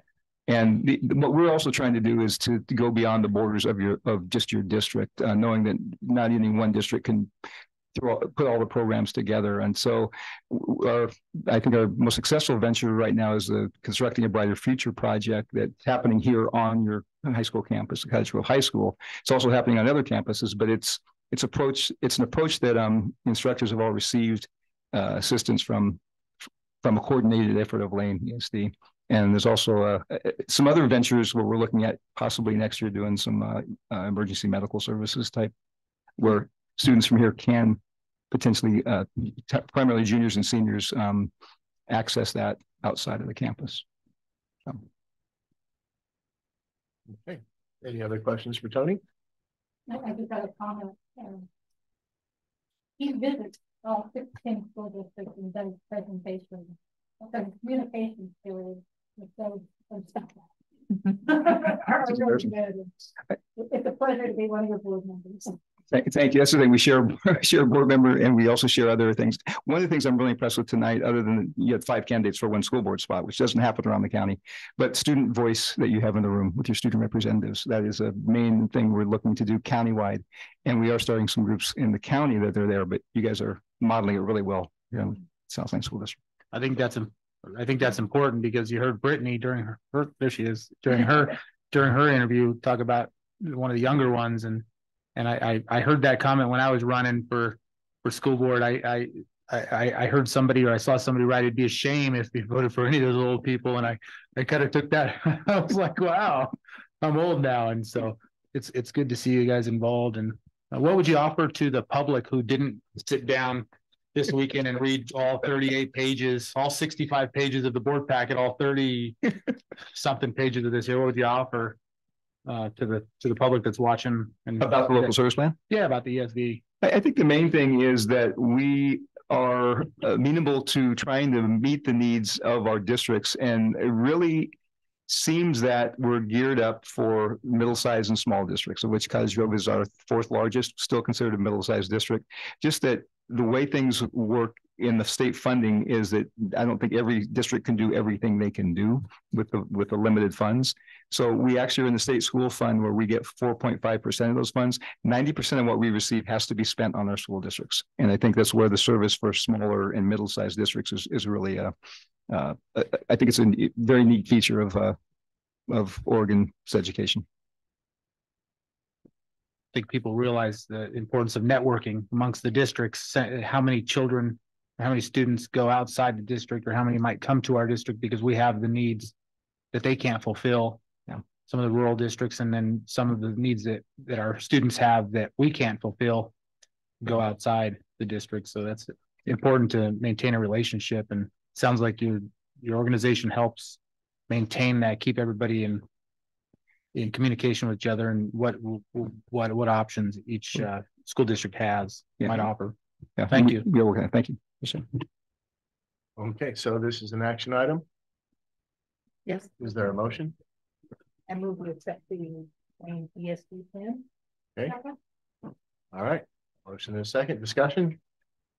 Thank you, Tony. Thank you. Yep. Thank you, Tony. All in favor, Thank you say very aye. much. Aye. Opposed? Okay. Get another one through. Thank you. Motion passes unanimously.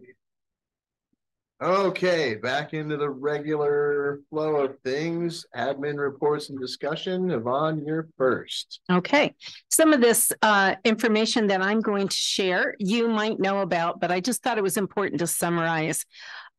First, I wanted to clarify, somebody already said this tonight, but we had a question about changing parent-teacher conferences, and we did not change them. They are taking place starting this week, and then we heard some next week. So we didn't change any dates on that, just so you know. And I think it's a great opportunity for me to say how much we appreciate parents' efforts to try to get there for conferences. We know it's really hard with multiple children, perhaps, multiple schedules and jobs to go around. But that partnership between the student, the parents, and the child is really critical. And I know that our teachers put a lot of importance on preparing for those conferences, and work really hard to make sure they can accommodate times and everything that work for the families. So I thought it was a great time to just say thank you to families and to teachers for the effort you put in to get there and be involved in those conversations for our students and for your students.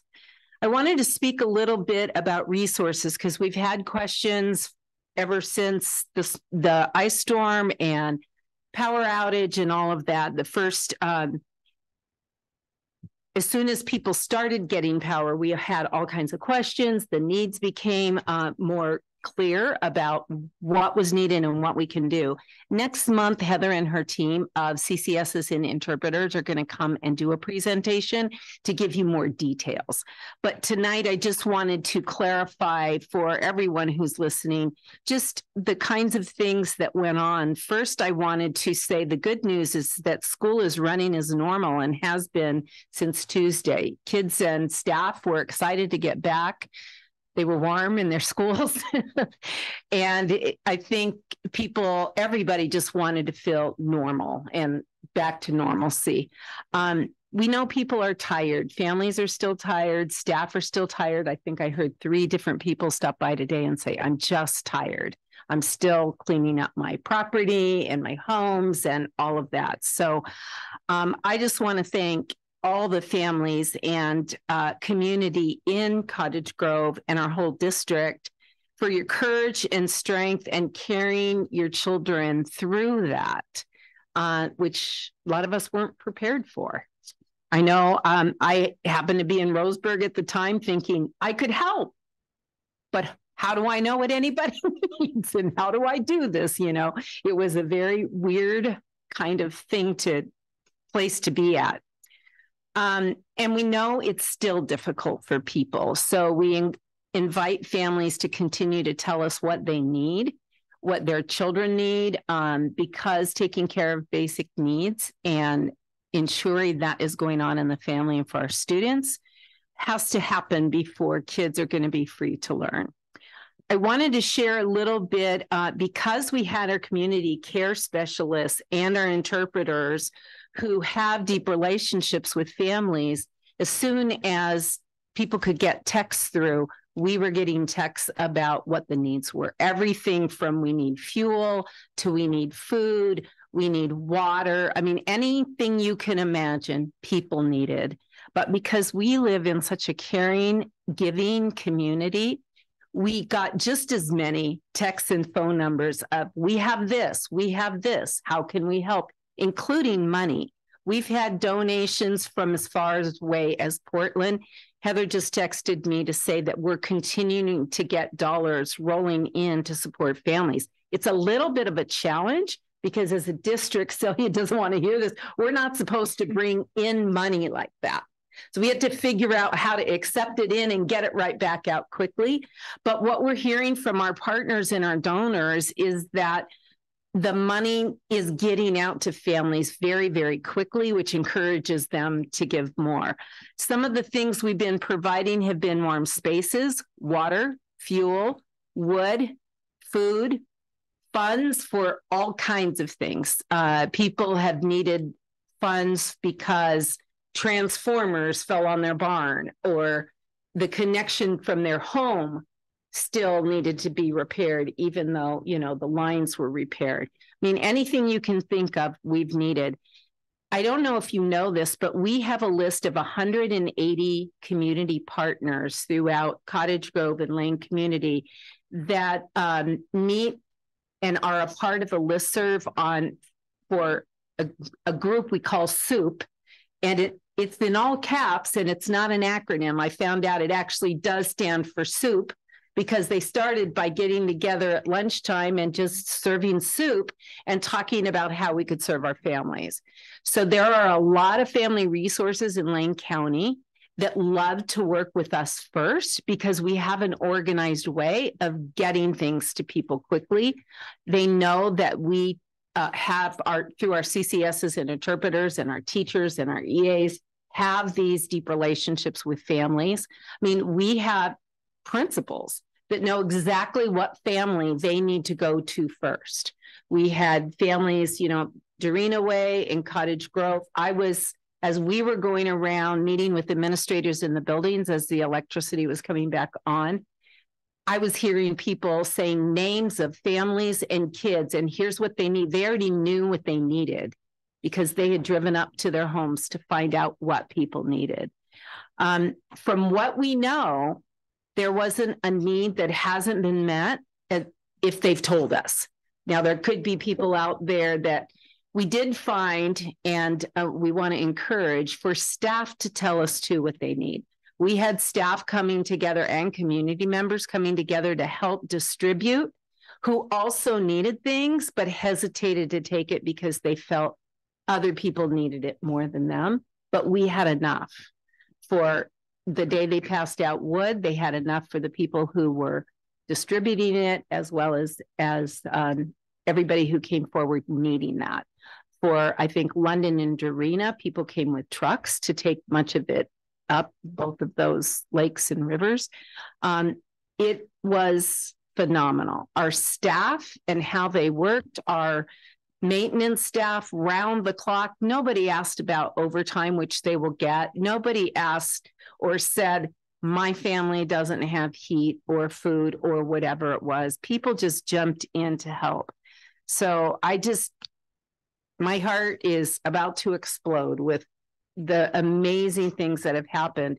And for all of you who've lived here for a really long time, probably feel like, yeah, that's just what we do and it happens everywhere. It doesn't.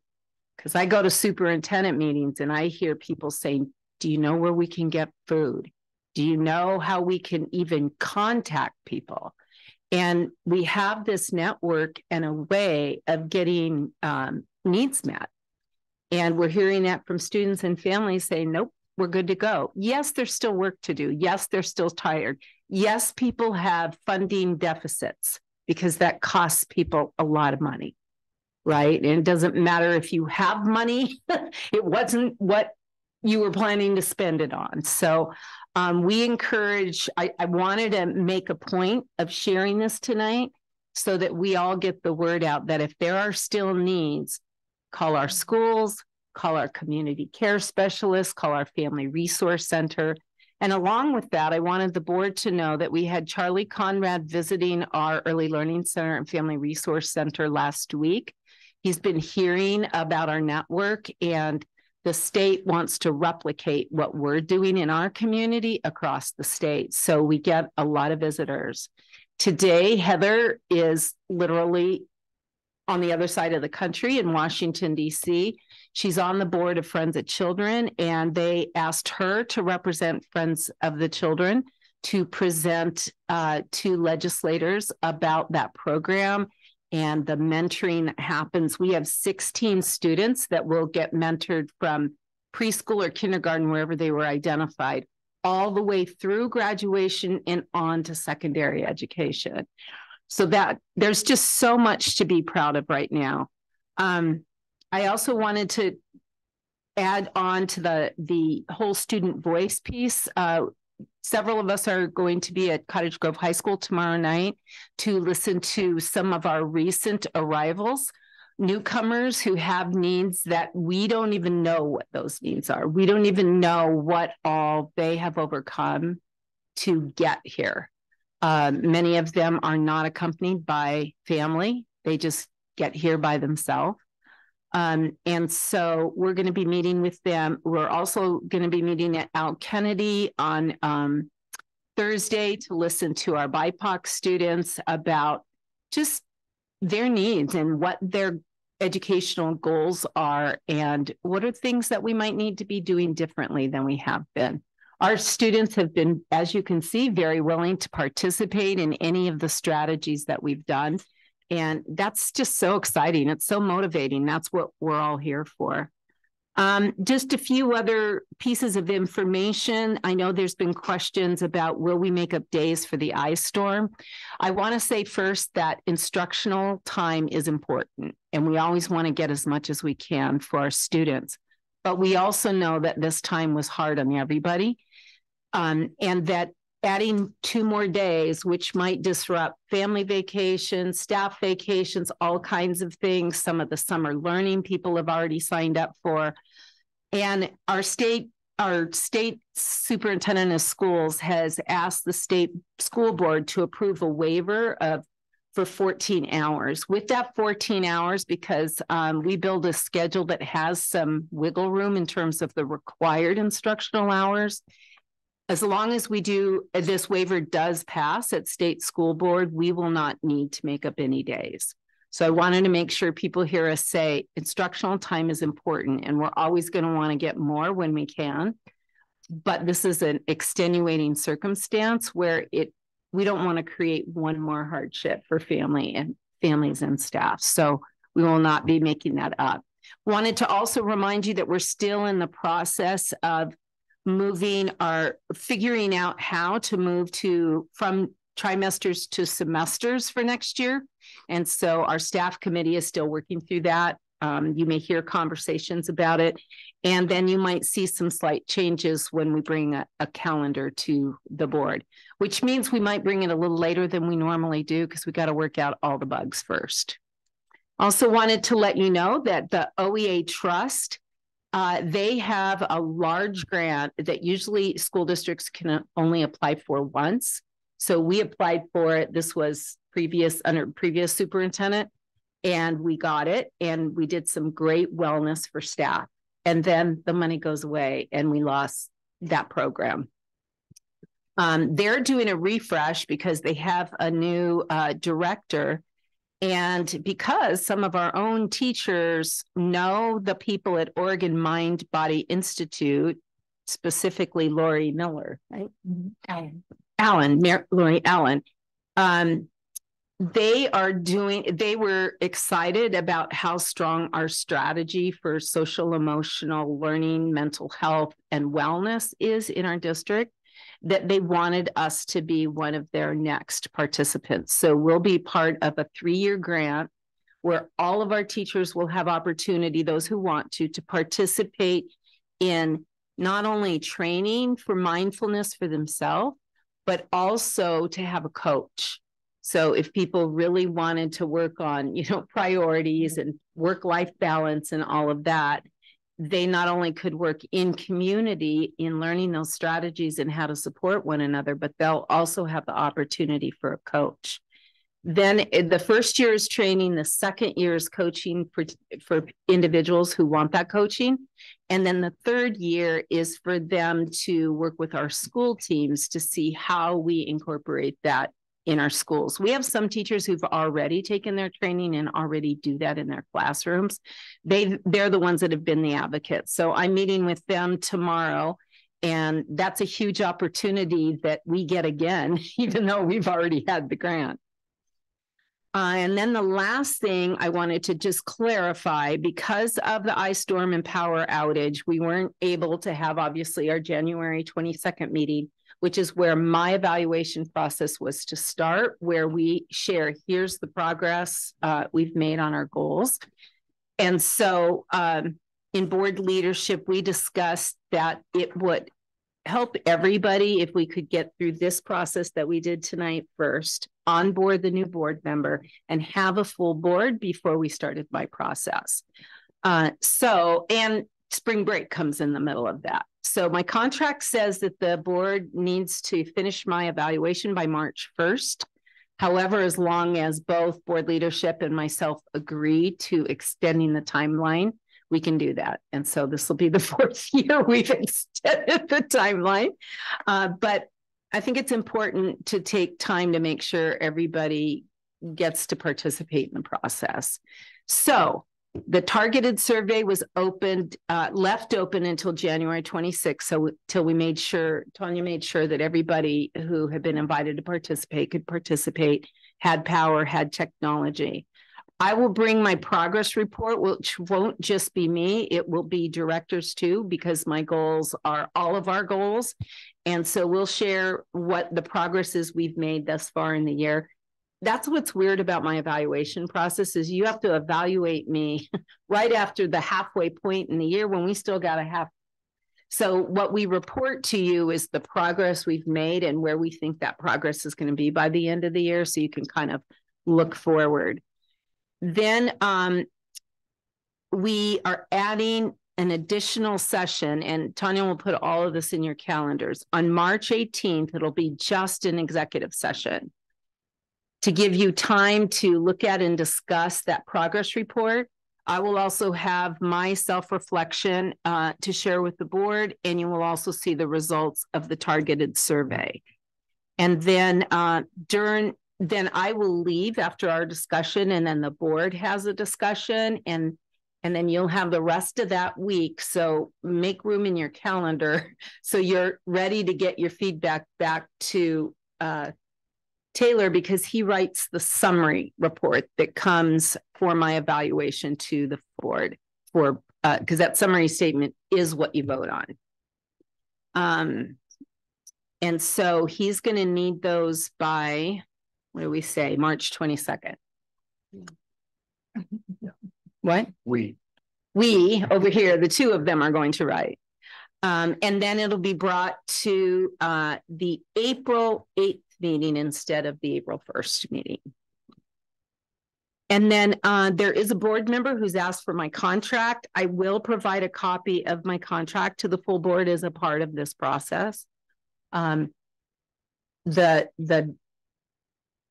I've already said that. Okay. The timeline was March 1st. So it makes us a little wacko, but we'll get there. Okay. And so all these dates will get out to you. Tanya will put in your calendar, and that's it for my report. Real quick, what time were the things on Tuesday and Thursday? The one at the high school and the one at Kennedy, you have those times? So I do, but I'm not publishing them because they're not open meetings, because we take care to make sure there's not too many administrators and too many adults compared to the students, so it feels safe. So I'm not publishing the times, but I will share the feedback. It's just an internal team of people from the cabinet that is listening. Okay.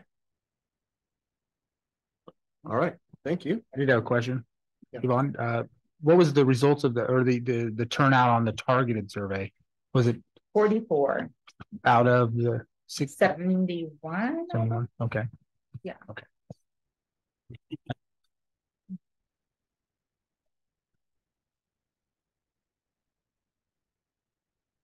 Okay.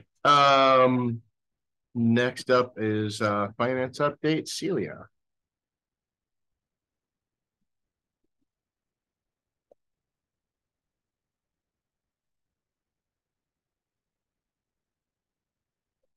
Jesse's going to do my slides for me, and if he goes really fast, he'll be done really fast. So my report tonight is about our conversion to the new software. And I first want to just let you know that our staff and team of specialists has put in many, many hours and days to have payroll processed by January 25th. It started with, well, it's actually started in the spring, doing our data cleanup. And then in September, we transferred all of staff information from the old system into the new system. And that meant doing dual entry for all staff changes through December, which means if we made a change in the old system, we also had to make the change in the new system. And finally, ending with a successful payroll processing in January. And don't think I need to mention the ice storm that put us 4 days behind. And it ended up with my payroll staff and myself in City Hall, in the basement, in a windowless brick, tiny room, but they had power, it was warm, and we had internet. So we were able to start on payroll on Thursday to get it all completed on time. One little glitch that happened is that some people actually got their pay on the 24th instead of the 25th. A day early. A day early. So I want to talk about, because the conversion was not only payroll, but it's our entire finance software, which includes accounts payable, general ledger, budgeting, and all that good stuff. So one interesting thing was going through this process was able to tie, can you go back to the, yes, the next one down.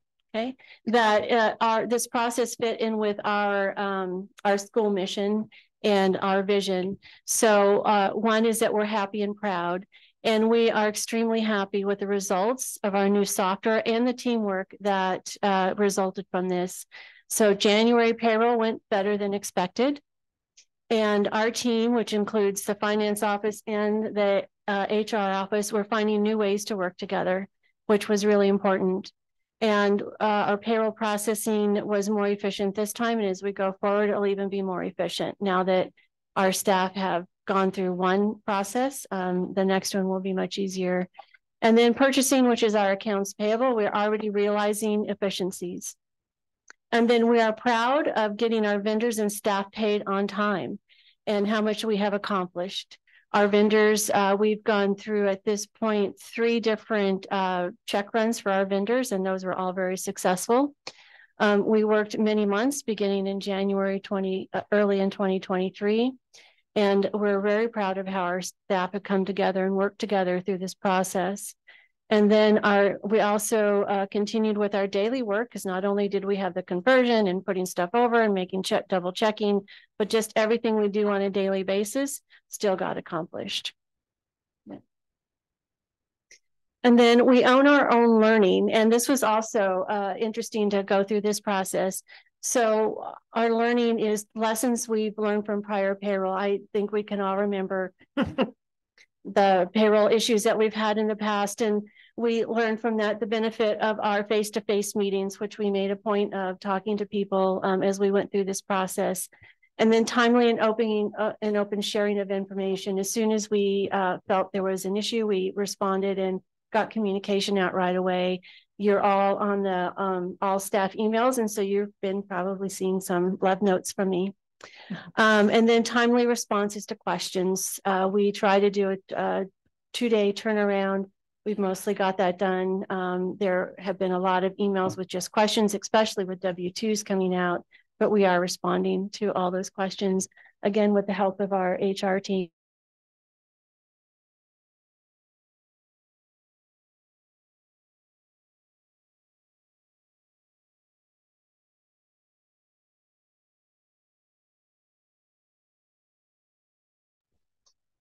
And we also did one-on-one training with office managers, either myself, Andrew, or Alicia, and we all went out to buildings and talked to office managers to find out how things were going, answered their questions, and followed up with any issues they had. And then also exploring, you know, the what if. We have a very nice provisional data that you can go in and do whatever you want in there without hurting data. And we've encouraged our office managers and other staff to go in and see, what if I did this? What would happen? Fortunately, nothing's blown up, so we're good. And then more to come. We have purchase cards coming, documentation flow changes, and electronic payments coming. And then, which is all new things for us to learn. In payroll, we learned how to set up data for accuracy and efficiency, and learning how to fully utilize the software for our electronic processes. One thing is that the old software we had, it was so old and had been put in so long ago that how to use it efficiently, we just didn't have that knowledge. So starting with the new software, we're really able to utilize all the features it has. And then our division of duties between human resource and payroll, we're kind of working on changing some processes there. And then more to come. We are going to learn about electronic time cards and other documents as far as how to store those more efficiently. And general ledger, which nobody wants to talk about with me. We'll have more efficient budgeting. There are kind of reports I can pull and information I can do, and then what if scenarios I can do will make it much more efficient for me. And then learning to navigate reporting both internal and external. We still have some time to go on that. And then finally, we believe in our impact. So purchasing makes it more efficient for staff, both office managers, administrators, and our staff. P cards, which will be coming in September. I know that those have been promised since before I got here. Well, they're finally going to come in September. That will reduce the need for employee reimbursements, and it'll let buildings be more efficient with timing of smaller purchases. And then e-shopping, which is really exciting. And right now we're just using that with Amazon. But when an office manager orders something from Amazon, they put it through their cart so it doesn't have to go back and get approved again. It holds their price for 3 to 5 days. So there's a lot less price changes on those requisitions, and it has sped up that process. And then payroll and general ledger, just with more efficient and automated process, it will reduce payroll errors and speed up the payroll processing, budgeting, and reporting, which is good for everybody. So now let's talk about January paychecks. We issued a total of 561 paychecks. 544 paychecks were in the original production that went out with the regular payroll that we did for everybody. Of the 561, we had 17 additional paychecks that we either additional or reissued paychecks. Of that 17, 5 people did not receive an initial paycheck, 8 received partial paychecks, and 4 their stipends were not on an initial check. And every one of those was taken care of by the 25th. And as part of this process, we sent out a Google document for people to send their questions in that we could put all in one space and answer. So if we look at the total number of checks that we processed compared to the number of questions, 58 questions were handleable. I will say that questions that were the same question, we grouped that into a single question. And then our questions by categories. We had 8.5%, I think that's 8.6% regarding their stipends, 20.7% or 12 were about their pay, 22% were about deductions on their paychecks, 10% were the EAC access, and that's the employee access center. It's where employees can log into and see information about their pay, past pay, and links to the website. And the new software has a new employee access center, so logging in is a little bit different. So we had some questions about how to get there. And then we had almost 38% questions just about the pay stubs. The pay stubs look different, so we had questions about those. And some of the questions along those for the stipends, their regular stipend wasn't on a paycheck. For their pay, they didn't receive a paycheck, or there was a discrepancy in their pay from December. And the pay stub, some of them didn't receive a pay stub. They needed to go into the Employee Access Center to see that. And the other question was about leave time that normally shows up on the pay stub. At this time, we decided that partly because of the storm, we weren't going to dock people if they had leave without pay, and we just paid them full. And so that information will show on February paychecks. And then in deductions, there was in January, the federal and state governments come out with new tax tables, and that often affects people on their federal and state withholdings. It looks different. What was interesting is most people had an increase in their federal tax withholding and a decrease in their state tax withholding for whatever reason. And then also there was a change in individual benefit deductions for some. And then that Employee Access Center, they just needed help accessing that center, and technology has been a great help with that as well. And Rita and I also went out to a couple of offices, departments that were having that requested additional help. We went out and spoke with them. So the exciting part is what's next. Now that we've accomplished this, one is a warehouse module. We currently have a warehouse module, and food service uses that the most. And we'll be implementing that as well this spring. And then I mentioned purchase cards several times. We'll be rolling out in September. It allows buildings to make online and small local purchases, and it will also reduce staff reimbursements. And what that means is if a staff person needs to go out and purchase something for their classroom, they usually do it with their own money and they get reimbursed. And with these purchase cards, will be able to access those, which is district money, and not have to get the reimbursement. And then electronic time cards, we have expect a full rollout in September for all staff, and that will just create efficiencies in the payroll processing and improve accuracy in time reporting and coding.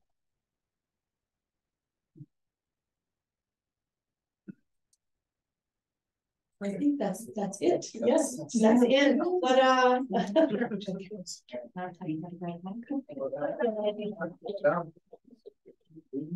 Feels good now, doesn't it? On to the next thing. Okay, next up, Rita is talking about contract negotiations. So just the announcement to the board that we have, we're entering into negotiations with our combined association. And I will be bringing update to the board by law. That conversation will be in an executive session, and those updates will be in executive session. So more to come. And we do have a board member on this. All right. That was mercifully short. This one probably will be Brian with data science. I've got 2 minutes, Brian. I believe you have a fair amount of information to bring us. I just say, and I am going to be, for the sake of time, I am going to be as brief as I can, but I do want to make sure that I'm taking enough time to show you a couple of things. So I will speed up a couple of things. I didn't plan to talk for more than 10 minutes, but don't time it. Turn it on. Thank you. I thought you were going to turn on a timer. Okay, so I wanted to tell you a couple of things. One is I wanted to talk. I briefly talked to you about the data cycle that we use. It's something that we really put in place this year to measure progress over time and to make sure that we were looking at the key data that we needed to look at as we move forward. It doesn't mean that we didn't look at data in the past. It just means that we looked at data as it came in, but we didn't have a specific process that we followed every time, and now we do. And so when we get data in, there's a specific thing that we do every time, and I'll show you what that is. And by data, I mean there's some key data. We don't take every bit of data that ever comes to us because that would take all of our time, but we have specific key data that I'll show you in a second. So we look at data to measure progress over time to make sure students are learning the way we want them to learn, and that we're being effective with the programs that we have. And also is to specifically monitor progress of historically underserved populations. You'll remember, for those of you that were on the board when we did the student investment account process, the SIA process, we identified specific groups of students that historically have not performed well.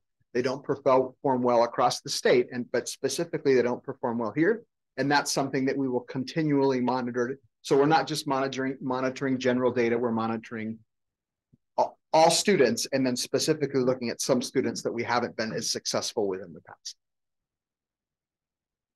So we also make sure that we're focusing on the programs of the district, what we're doing.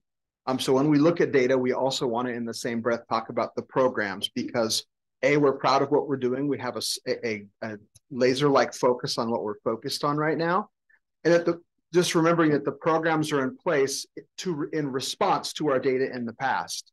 So we have 3 specific goals that we have because of how students were performing 3 years ago. And we've narrowed even that focus from there. And just remember, the program tells us what we're going to do. The data tells us why we chose to do it, and then what we're going to do next. So that's what we use data for. So I want to show you, and I'm sure you all can read that. I cannot. So let me just explain to you what we do. And the next slide will show this to you, but let me just walk you through. So in August, the cabinet and the admin team review the data process, and we review the data from the previous year. And the cycle goes in this direction. The cabinet and the administrators review the data, then it's presented to staff. And then 3 times a year, we talk to a committee of students, parents, and staff about that same data. So we get data at different times a year. We have really 3 data points in the year where we're checking in on data. And so that is, well, really 4. Well, there's actually, 6 on the chart, but let me just explain. If you go to the next chart, Jesse, so we can read what I'm talking about. So in August, the cabinet reviews the data and the admin reviews the data from the previous year. And that's published. And then in October, we have new data that comes in, and I'll show you what that is in a second. The cabinet reviews the data and we give it out to the admin. When we give it to the admin, they go and share it with their staff as well. In November, we had and will have a student success team review the previous year and then the current data that we have come in, and I'll show you what that is in a second. January through April, we've talked about having a community input session on the programs and data, but we're still working on that. Late February, we'll have our second student success team review of the data. March, cabinet reviews and gives input, and also admin. And then in June, we do the same thing. So that's what we're doing all year long, is looking at specific data. Jesse, if you'll show us the next slide. So in November, and this is where the 3 comes in. In November, we look at reading data.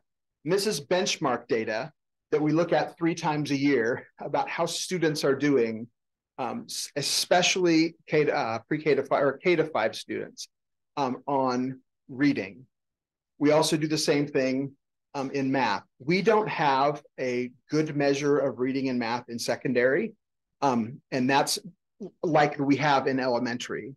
And that's one thing that we're working on as an instructional leadership team right now, is coming up with an assessment that we can use that will give us data on how our students are doing, that isn't just relying on the Oregon State Achievement Test, because that test is not given to all students and is one test at the end of the year, and it doesn't tell us how we're doing throughout the year. So that's November data that we get. We also get attendance data, how students are attending school.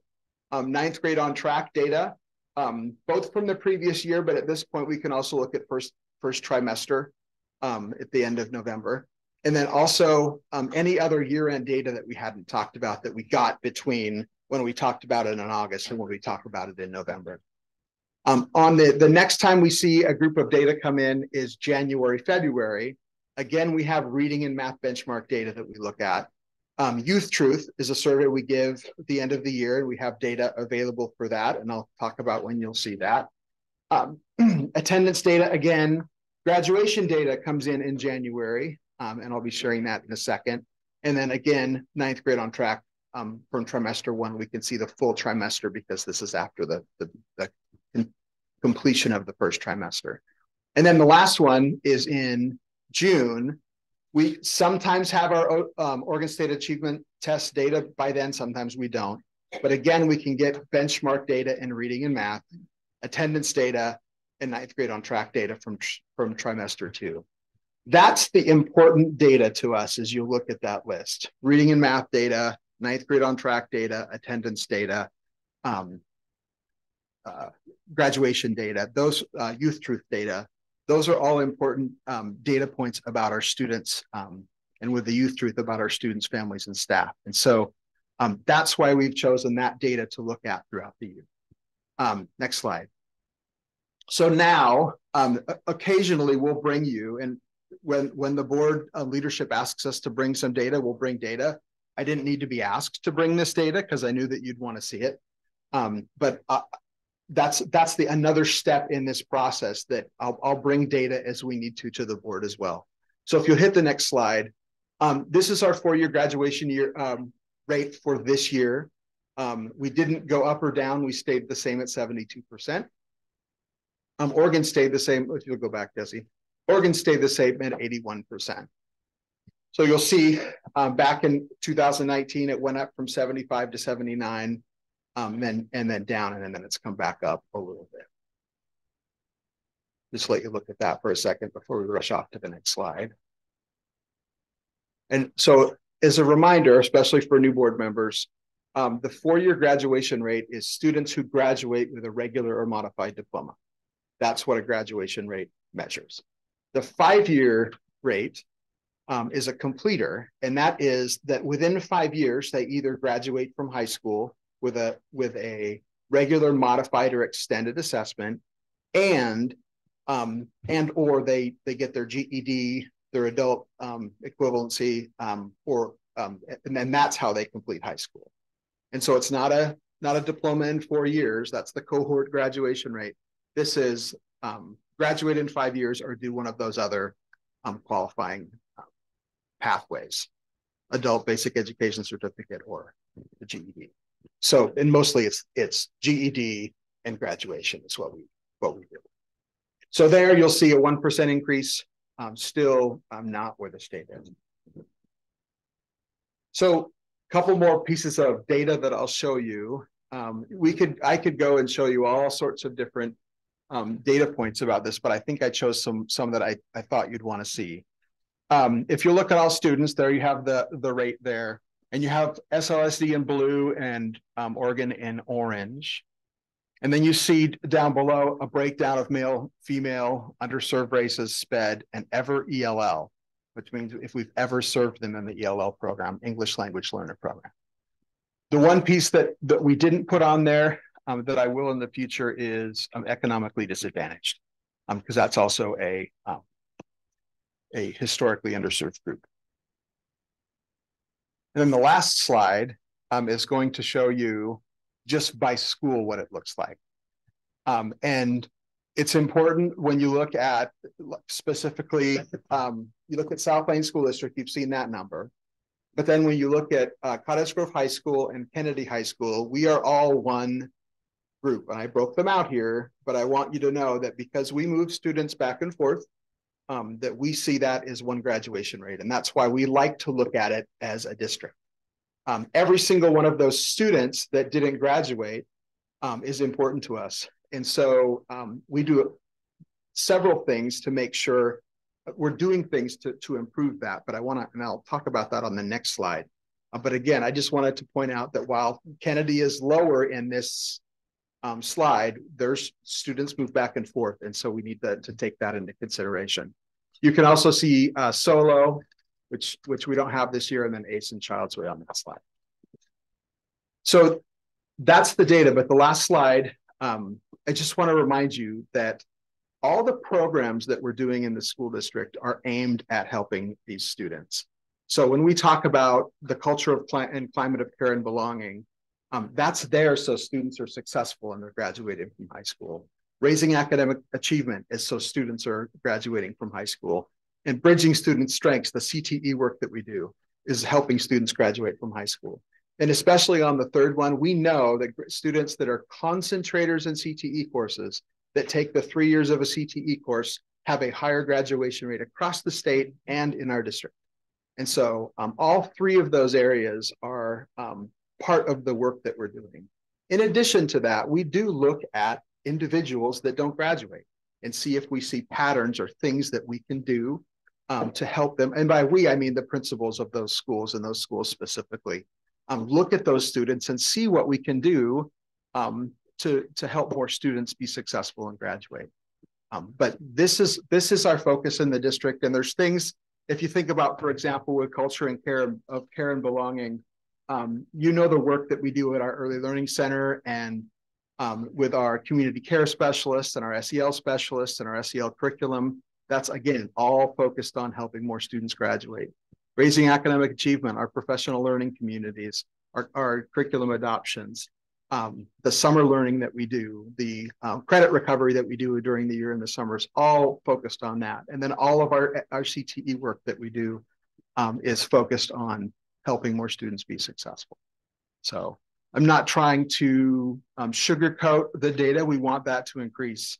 But we do believe that by focusing on these things and continuing our laser-like focus on those three areas, that we will see more students graduate. If I could add, there are some school districts that like to go forward and say, we're going to get breakthrough changes and breakthrough growth.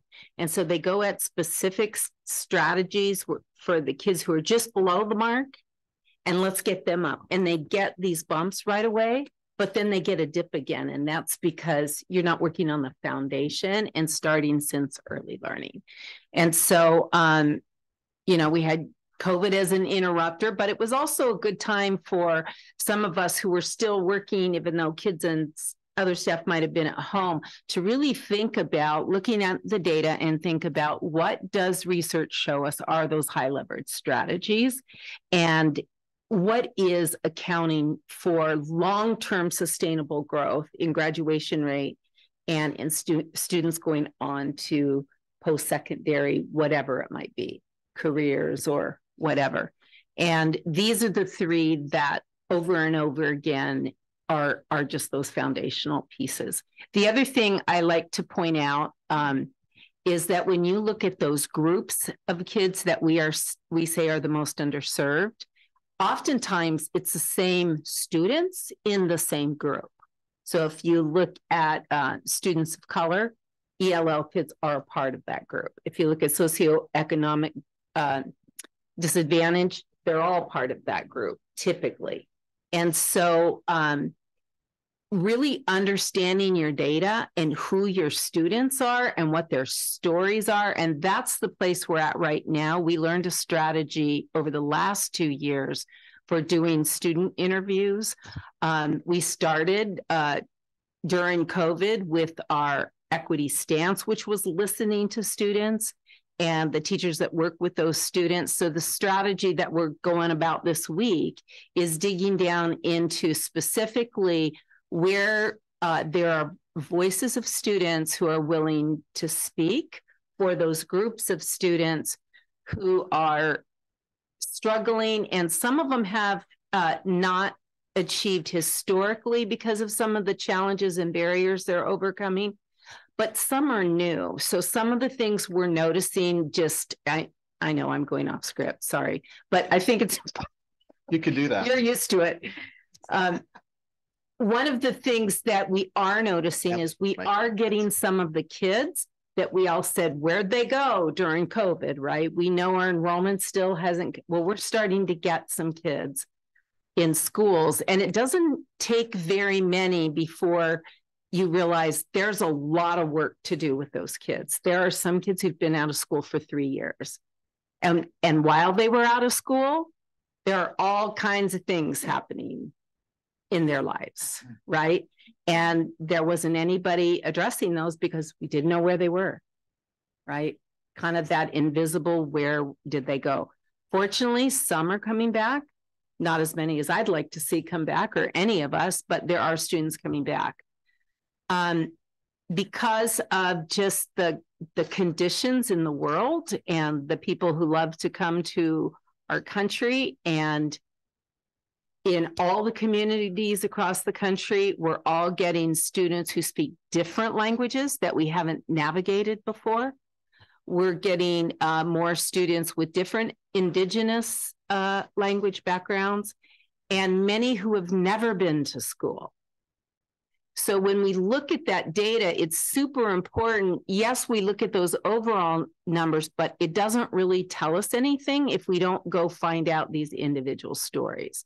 Because if we're talking about a student whose first year ever in school was when they were 16, that's going to be really, really hard to get them to graduation, even if you can overcome all the other barriers they've overcome to even be here and show up in school every day.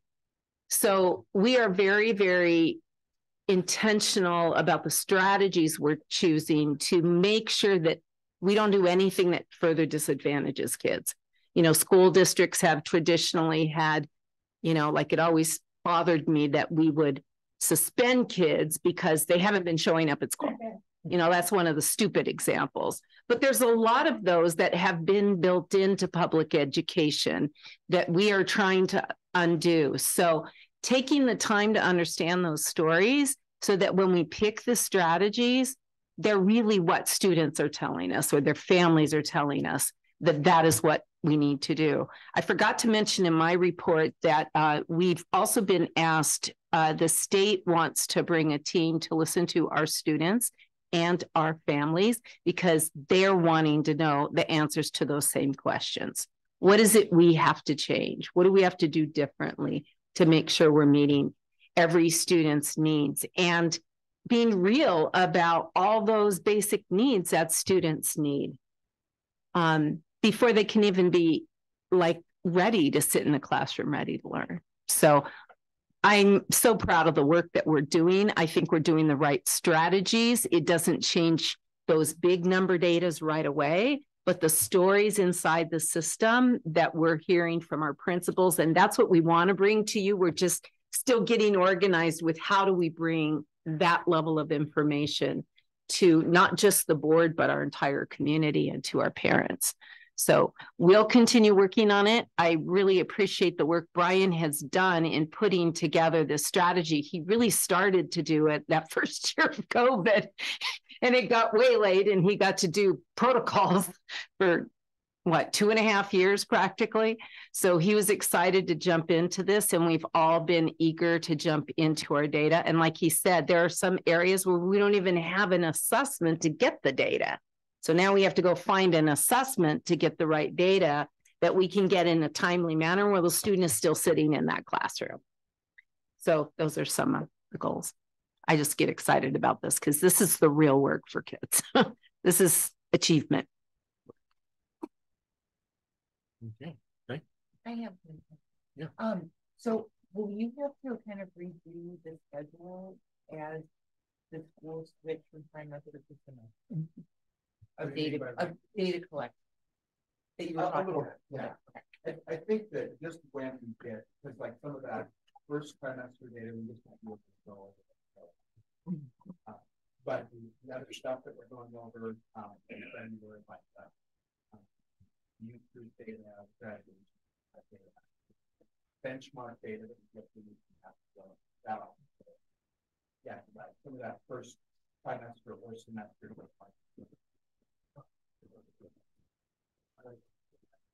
So data is done by the people who want to. Yeah. And really, I'd say calendar year, right? Because August was one of the points. Yeah, I don't. That's a hard question to answer too because you just get the data when you get the data. Okay. And so sometimes we get the data for like graduation data comes in January, but it's really about the graduation in 2023. So that's like data after the fact, but it's still important for us to look at it. So. Yeah. All right. Any other questions from anyone? Okay. That's it for reports and discussion. Let's do BDDH next, and then we need to appoint a member and administer an oath of office. Yeah, so BDDH, this first came up in December. A number of changes made to the policy. This is process is normally done with input from OSBA and usually a committee of admin and board members. Was this one after we did? Has this come down after we did the full rewrite with the committee? Is this yes since then? So what we were looking at to try to answer some of Dwayne's questions today, because we couldn't even because OSBA had brought us a revision. We brought that to the board. The board accepted it, but wanted to add that one line. And then we decided to check it with attorneys, both at OSBA and with ours, and they both said, no, don't put that line in, right? Which was about limiting people to. Right. And so when we brought it back to you, it was just about that one line because the full board, previous board had accepted the rest of it. That's why we have multiple copies that show different changes. It took us a while to figure all that out by laying them all out today. Like, why can I not answer that question? Oh, okay. So okay, with that one little exception, the rest of what's outlined in gray here was done with the rewrite or with the update of all the policies that but OSBA doesn't make those changes until you were going to vote on the whole thing again. That's why they still show up. Okay. Because there was a revision update in October of 2020. Oh, that was the other part is they give us revision every year. They give us newsletters, actually quarterly, of things where policies have updated and they're updating the language. Right. So because we were bringing that to you at the same time, we just had them provide also the language for that update. Right. And that was noted in the tidbits in the 1130 board packet in November. Okay, so I saw your email yesterday and the response today. That's fine. So have you had a chance to have your answer? So I'm the new guy here, along with well, not anymore with Joe.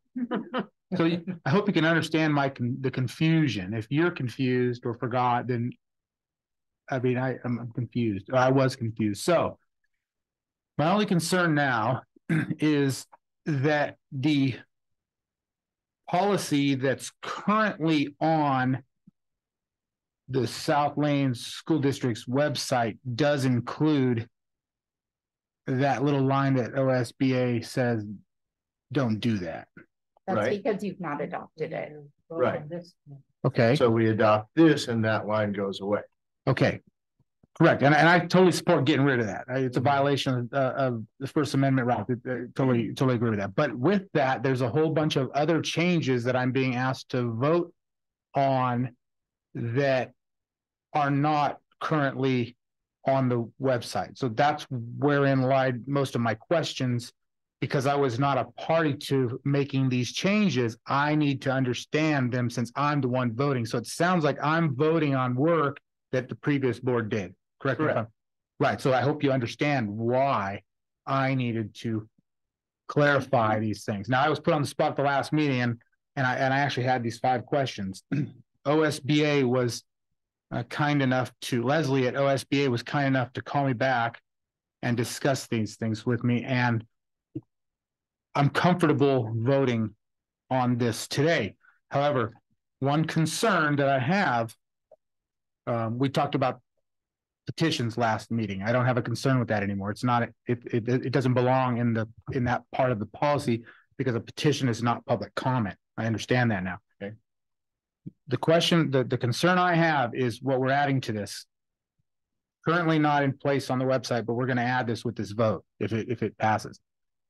It says that members, it's titled Procedures for Written Comment. Members of the public may submit written comments or materials to the board at any time at the district office, by mail, or by email to the district. Materials or comments submitted at least 72 hours in advance of a board meeting will be provided to the board before the board meeting, but will not be read at the board meeting.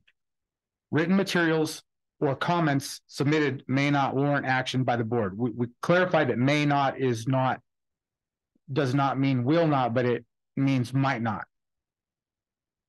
But the concern I have is that if we receive something from a patron of the district, a staff member of the district, a student of the district, 72 hours in advance, it's provided to us, but it's not read on the record. So you're disadvantaging somebody who's not able, we are disadvantaging somebody who's not able to make it to a meeting by not allowing it to be read onto the record. Now, OSBA says that there's no requirement for us to document like you do with the minutes, a record of what is said at public comment. But if we do that, then we absolutely should allow that to be read onto the record. Anything that's received by the patrons of the district should be, or the staff or the students should be read onto the record at that next meeting. Received from, yeah. And the way, if we pass this today, the way it reads is we won't, and there's no requirement to even bring it up at the next meeting. So let's say somebody wants to make public comment, but they can't get here, disabled, elderly, no ride, some sort of disadvantage, or an ice storm, and they live a way out. They write something, and we're under no obligation. Matter of fact, it says it won't be read onto the record. They need to specify public comments, and then it'll be part of the record. And if I could add as well, if there's any questions that come through, since you've had it since November, yeah, then those questions should have been brought forward prior to yesterday. Because we could have answered any of those questions. Well, I didn't know who to ask the questions to. I had asked a couple of questions previously, didn't get any answers. I was told that I would go to OSBA. That didn't make sense. January. It didn't make sense. Right. Research those. I'm learning. Answer them at a time. Yeah. Right. Tanya, I'm learning that I can communicate with you and get and you're good at what you do. Okay, but please allow her to finish her statement and then you may respond. I'm just saying questions didn't come forward until January's meeting, right, and we could have answered. And those questions didn't come till yesterday. I'm just saying that it's a learning process. I totally agree. Right. But we could get you the answers that you need if we had time to. Right. I was a little turned off when I was told to go to OSBA. When all this happened while there were board members here that were, I thought were a party to that, or may have been, and I seemed ignored. So anyway. Questions come on a Sunday and when the meetings come forward. I'm just saying timely, we can get those for you. I've learned a lot. And I've learned that I can reach out to OSBA and they get back to me fast. Well, if you come here on a board day and you can see what happens. No, thank you. One of these days. So anyways, like I said, if you guys can agree that if somebody submits something to the district and it is has to be within 72 hours or in 72 hours, at least 72 hours in advance, if it comes to the board and I read it and it doesn't say public comment and I think it's worthy of, or I think it needs to be, that I'm allowed to bring it up. Whether or not they say it's public comment or not. I can't think of anything in policy that would prevent from doing there's that. A couple things you have to think about. First of all, everybody has to be treated the same. So if a board member brings one person's information, but then you don't bring other people's, there's also not a way always for us to verify if they live in the community. We got a lot of stuff, especially during COVID, that came from people we don't know where the emails come from. We don't know if the folks that step up to the microphone live in a community. They don't have to give their address, and even if they do, they don't have to do address anymore. They are supposed to state whether or not they live in the district. Yeah. That's in policy. Yeah. So that doesn't happen with letters. So then now what becomes difficult for us is then we can't make that decision for the board. Some people don't want it read. They just want to bring it to the board. So you end up with all these variables, which is why OSBA tries to keep us to, some lines about what we're going to do and what we're not going to do. Oh. We always let them know they can come and read it to the board if they want to. Who's that? And anybody that brings a letter. That's my point. If they can't come here, there are people that can't make it here. We've never rejected anybody trying to speak or submit a letter. We just haven't had that come up. And they can tell us, we would like this read into the record. But sometimes people don't want that. So for us to make the assumption, or for an individual board member, you're going to end up in some challenging spots that could end up with accusations about why you're choosing some to read in the record and some not. Right. I guess somewhere you got to draw lines on things. My concern is that the policy now states will not be read. So it says written comments or materials to the board at any time to the district, and it says will not be read. Right. Will maybe change it to will not be read unless the sender requests. I mean, it says will not. And like I said, I'm not dreaming this stuff up. I talked to Leslie.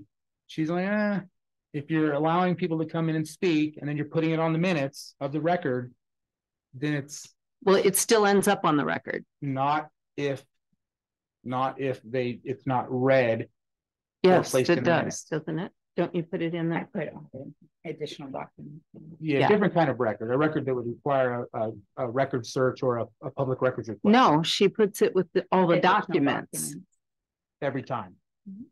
Okay. We just don't get very many letters like that, do we? No. It's usually when, I don't know, honestly, it's been around political things, and we get barrage with all these written comments, and we don't even know really who some of these people are. Sometimes they're form letters. But you could go back to last year's when we had like consistent over a certain few topics. Let's let this go, because I really want to get those lines taken out of the policy. I totally support that. And if somebody's letter makes it to me and I think it needs to be read, I'll argue at that time for that. Okay. And the right process would be to talk to your chair, and then you two figure that out, so that then we get a direction that just says this is what we need to do or not. We can't get in the middle of that, Tanya and I. Okay. I understand. Okay. Any further discussion on BDDH? All right. Is there a motion? Go ahead and make the motion. Come on. And then the motion say, this is the last time I'm bringing it up. I'm not making the motion. I'll be seconded, but I won't make the motion. I make the motion. To accept policy BDDH. Okay. Is there a second? I will second the motion to adopt policy BDDH and yeah. Okay. All in favor, say aye. Aye. All opposed? Motion is unanimous. Thank you for giving me the time, board, for voting last, to give me the time to be comfortable about the decision to vote yes. Thank you, Joe. Yes, to do the oath. And do we have a chair for our new member? Yes. Do you want to do the from that chair? Next to me. Glad you weren't a part of that, Jeff. You voted against me, but this had to go. Yeah. Had to go, it's not good. Remember that question? Yeah.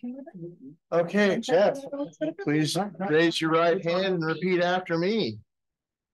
I, Jeff Gowing, do solemnly swear or affirm. do solemnly swear, Or affirm. I already sweared, Okay. That I will support the Constitution of the United States. that I will support the Constitution of the United States, The Constitution of the State of Oregon. the Constitution of the State of Oregon, And the laws thereof. and the laws thereof, And the policies of the South Lane School District. and the policies of the South Lane School District. During my term, I will faithfully and impartially discharge will faithfully and impartially discharge the responsibilities of the office of school board member. the responsibilities of the office of the school board member to the best of my ability. to the best of my ability. All right. Thank you and welcome to the board.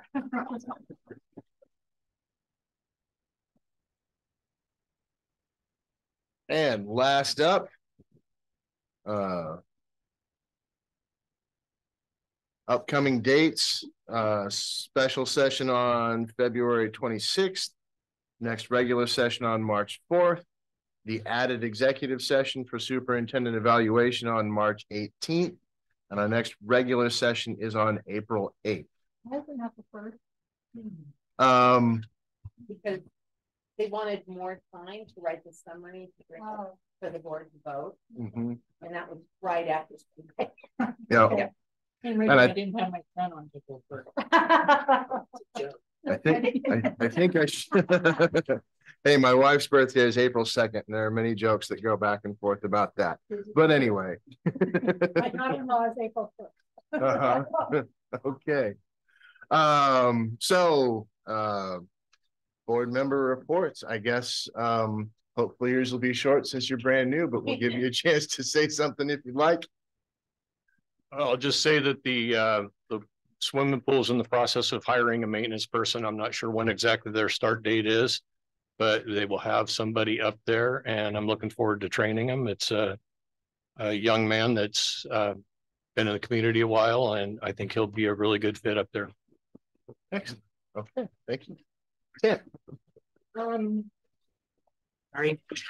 I just wanted to say a couple things. First, I am on the committee to do bargaining with the classified staff, and I can't state highly enough how much I'm looking forward to that. They're just a wonderful group of people, and I was late to the meeting, but aside from that, it's a great feeling. It's a positive feeling, a lot of positive energy already. I think we're going to do, I think it's going to be a good process. So I'm looking forward to it. And again, I look forward to anytime I get to work with those guys, with the classified people. Is it collaborative? They're doing not even a hybrid. I don't know. It's going to be like what it is. It's going to be traditional, yeah, but everybody's all nice and friendly. So, I don't understand how come it's going to be traditional. I wasn't there the first 10 minutes, so I don't know. I missed out on stuff. But we've always been collaborative, probably for the last 25 years. And then last year it was teachers, it was traditional, and now we're doing traditional. I don't know. But also, I just want to reiterate what Yvonne was talking about as far as our community. You know, I had a reason to drive around looking for firewood the day after the big ice storm. And I couldn't, well, there was, but it was kind of in the raw. Yeah. But I was so impressed with, you know, the power people couldn't get to the power lines if it hadn't been for the fact that the neighbors were removing the debris for them. We had all just sat in our houses and waited, we'd still be without power. And then, you know, I've driven since then to other communities nearby, and I could see it's not that they haven't done the same sorts of things. It's just, I was surprised at how much debris is still around, not blocking streets or anything, but I'm just really, really impressed with how everybody in Cottage Grove just jumped in. If you had a chainsaw, you were out there chainsawing stuff up, getting it out of the way. If you had a pickup truck with a winch, you were out there helping out, and nobody asked questions. Nobody asked, you know, what political party are you? It was just, you have a power saw. Did you have a generator? Did you know where gas was? Yes, exactly. Yeah. So it was just it was one of those times when everybody just pulls together. And I know our maintenance guys, they all had homes that looked like ours, but limbs everywhere and dark and cold inside, but they still made our schools safe first. So I just want to say thank you so much to all of them. Wonderful. Okay. Dwayne? I'll touch on that. I learned, I know a lot of folks, and so I learned a lot of stuff that I don't know that I'm supposed to be privy to, but you mentioned Heather earlier today, and she did a lot in the firewood and partnering with the Elks. I saw those semi trucks of firewood, and you're right about those people that came down. Karen Munsell, a good friend of mine, was down there helping do whatever she needed to do, and people were coming down from Dorina and London and getting pickup loads to take to their friends and family and neighbors and such. And then yeah, we could talk about that all day long, but we all know that no matter what, at the end of the day, we come together and help each other out, check on each other, and make sure you're okay. So anyway. Wasn't there some high school kids handing out firewood too? Yeah. I actually Came on down on their own. I saw a kid walking down the street one morning and I said, "Hey, you need a ride somewhere? It's kind of dangerous out here." He said, "No, I'm just checking on my neighbors." Younger kid to give you a little hope in the next generation. You know, kids your guys' age. So big kudos to you guys and your generation. So gives me hope. Matt Allen with maintenance and Brian, Brian. I've known Brian a long time. They were out there trimming trees and moving stuff out of the way. And you're right, the stuff that they can't get to now. I think you mentioned that. Yeah, the stuff they can't get to now. And I was going to ask how much is that going to cost us, but we'll save that for another meeting. Heather also got some food. There was some real good food brought up this way, food that you normally wouldn't see. And so with that, I want to give it up. When you go back home, share with your neighbors and your friends and your family in Douglas County and Roseburg. I made 2 trips down there, one to buy a generator and another one to get propane cans for people and some gas in Curtin, but all the way down to Sutherland and Roseburg for other supplies. The people at Lowe's, the people at Tractor Supply, and all those people just welcomed us. They embraced us. Normally it'd be like, Cottage Grove, but you know, it was Cottage Grove, and they embraced us, and they gave us a smile we needed, because if you just drove across the county line, it was normal down there. Let's see.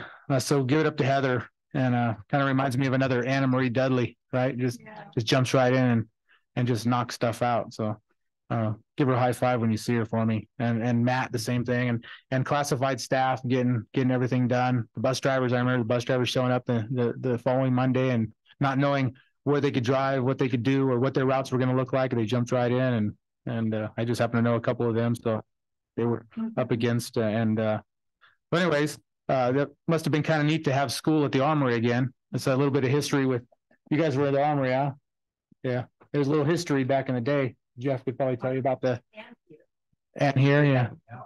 So the Armory, this was a school at one time, so how fitting. But the Armory, kindergarten at the Armory, right? And so you guys are now in the history books of having school at the Armory. Something that I don't know, when was that? Are those people still around? Yeah. Talk to those people. Yeah, you guys are now in the history books with those people that went to school in the Armory like you guys. So with that, I just wanted to say I looked at Brian's data there, and one thing that popped out was the girls versus boys, the graduation rates, and the girls was lower. That's not what I typically hear, that girls are smarter and you know. And you know what? Hey, look, I'm a high school dropout who got a G. I'm a high school dropout, so they didn't say, you know, so it's not about smarts. You know what? It pops out something's wrong there. And you know, we all want 100%, but can we really expect 100%? I don't think so. There's a lot going on out there, but we definitely have to look at that, whether it's bullying or things are changing or what it is. I could tell you, I know too much, but about stuff that's going on. It's you pay attention and you can see it. But anyways, if we can address that, we can look at that and go forward and try to get those up. And of course, the graduation rates, that were below Oregon standards. That's not good. ACE, if there's anybody watching or hear from ACE, good job with that, and I pay attention to what you guys at Al Kennedy are doing. You guys are cool with the gardens and all those cool trips you guys take, and then being here and sharing your stories. So keep it up. That's all I got. Look forward to working with you, Jeff, and see you guys all later this month. Thanks. How about we go to Sherry then? Well, I also think the maintenance crew, Matt's maintenance crew, did a great job. Mentioned Sam, because that's what Sam did, was tree falling, and we're really lucky to have him on our crew, I believe. But I went around to several schools, and it was pretty sad. You know, we lost that big oak tree, was it, at Bohemia, and lots of them at the high school and Lincoln too, and it's going to take some time. But if you haven't seen the pile of brush, have you seen the pile of brush? You gotta go and look at the one over here behind Bohemia Park. It is absolutely amazing. And the chips out there. Yeah. At the industrial park. Yeah. It's the whole end of that street. Got chips. And, you know, thank you, city, for providing that, because it really makes it easier to do cleanups. And then I think it was really nice that we had a high school student come and make a public comment. You know, that can't be easy, but I think that was really nice that that happened. I was out for 12 days without power, if anybody cares. It's like,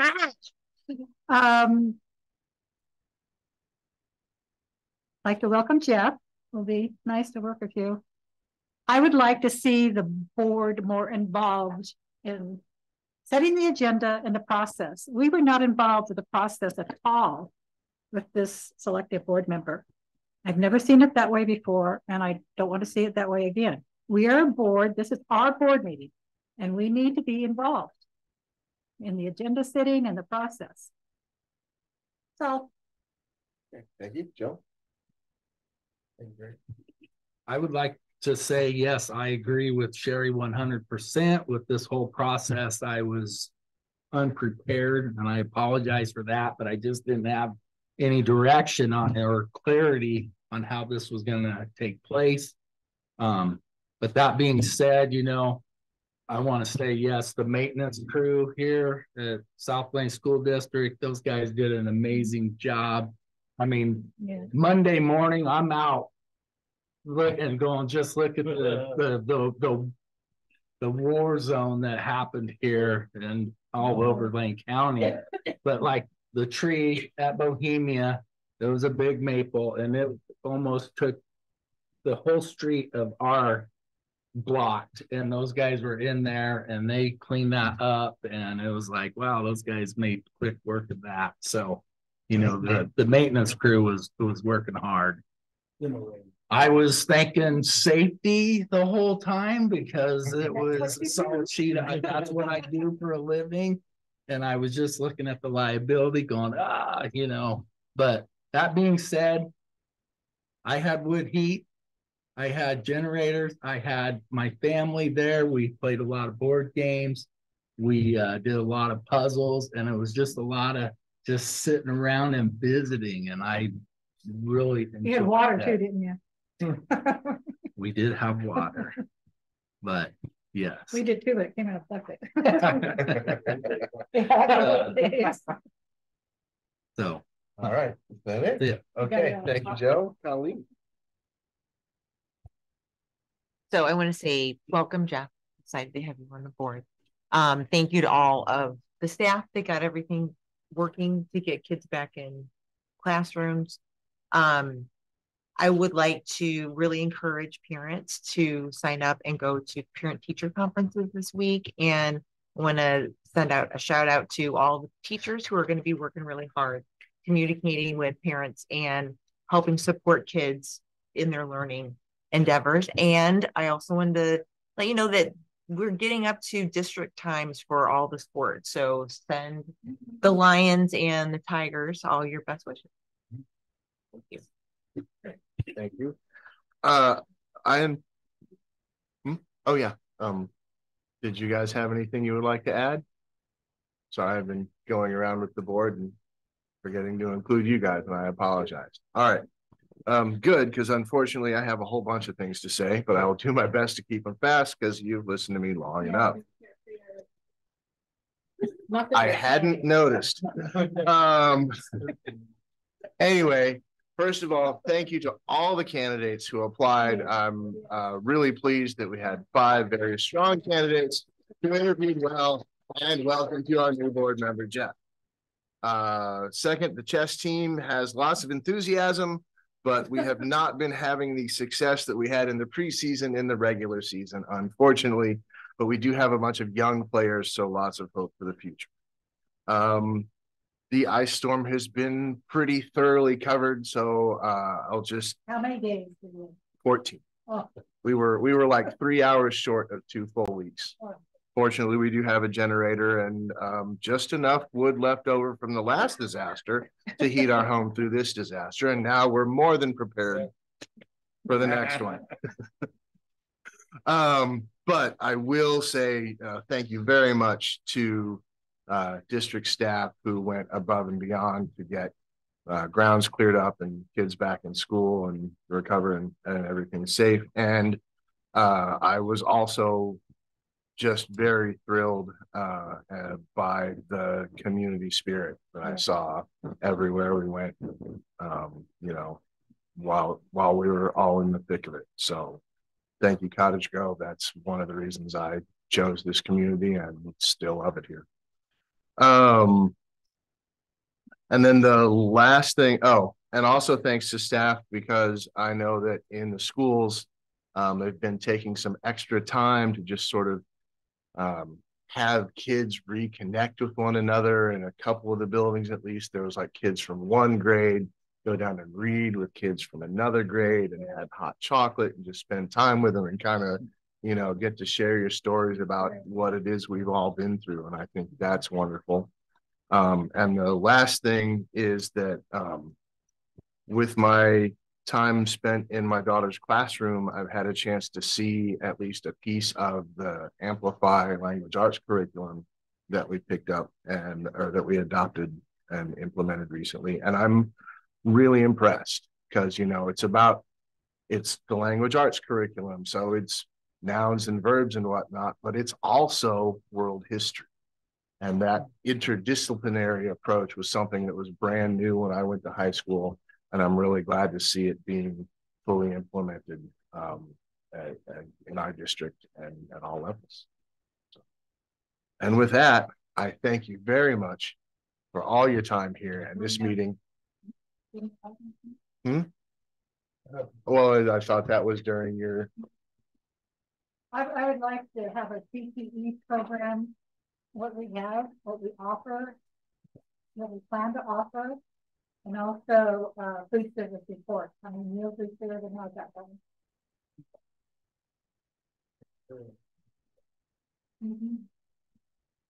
Okay, CT and food service reports. And I have missed our visits to schools, you know, like we did last year. I thought that was great. Yeah, the field trips, yeah. And I know everybody's busy, but I have missed that. Yeah, it would be nice to get. Yeah, it would be, yeah. Okay. Now, if there's nothing else, thank you very much for your time. This meeting is adjourned.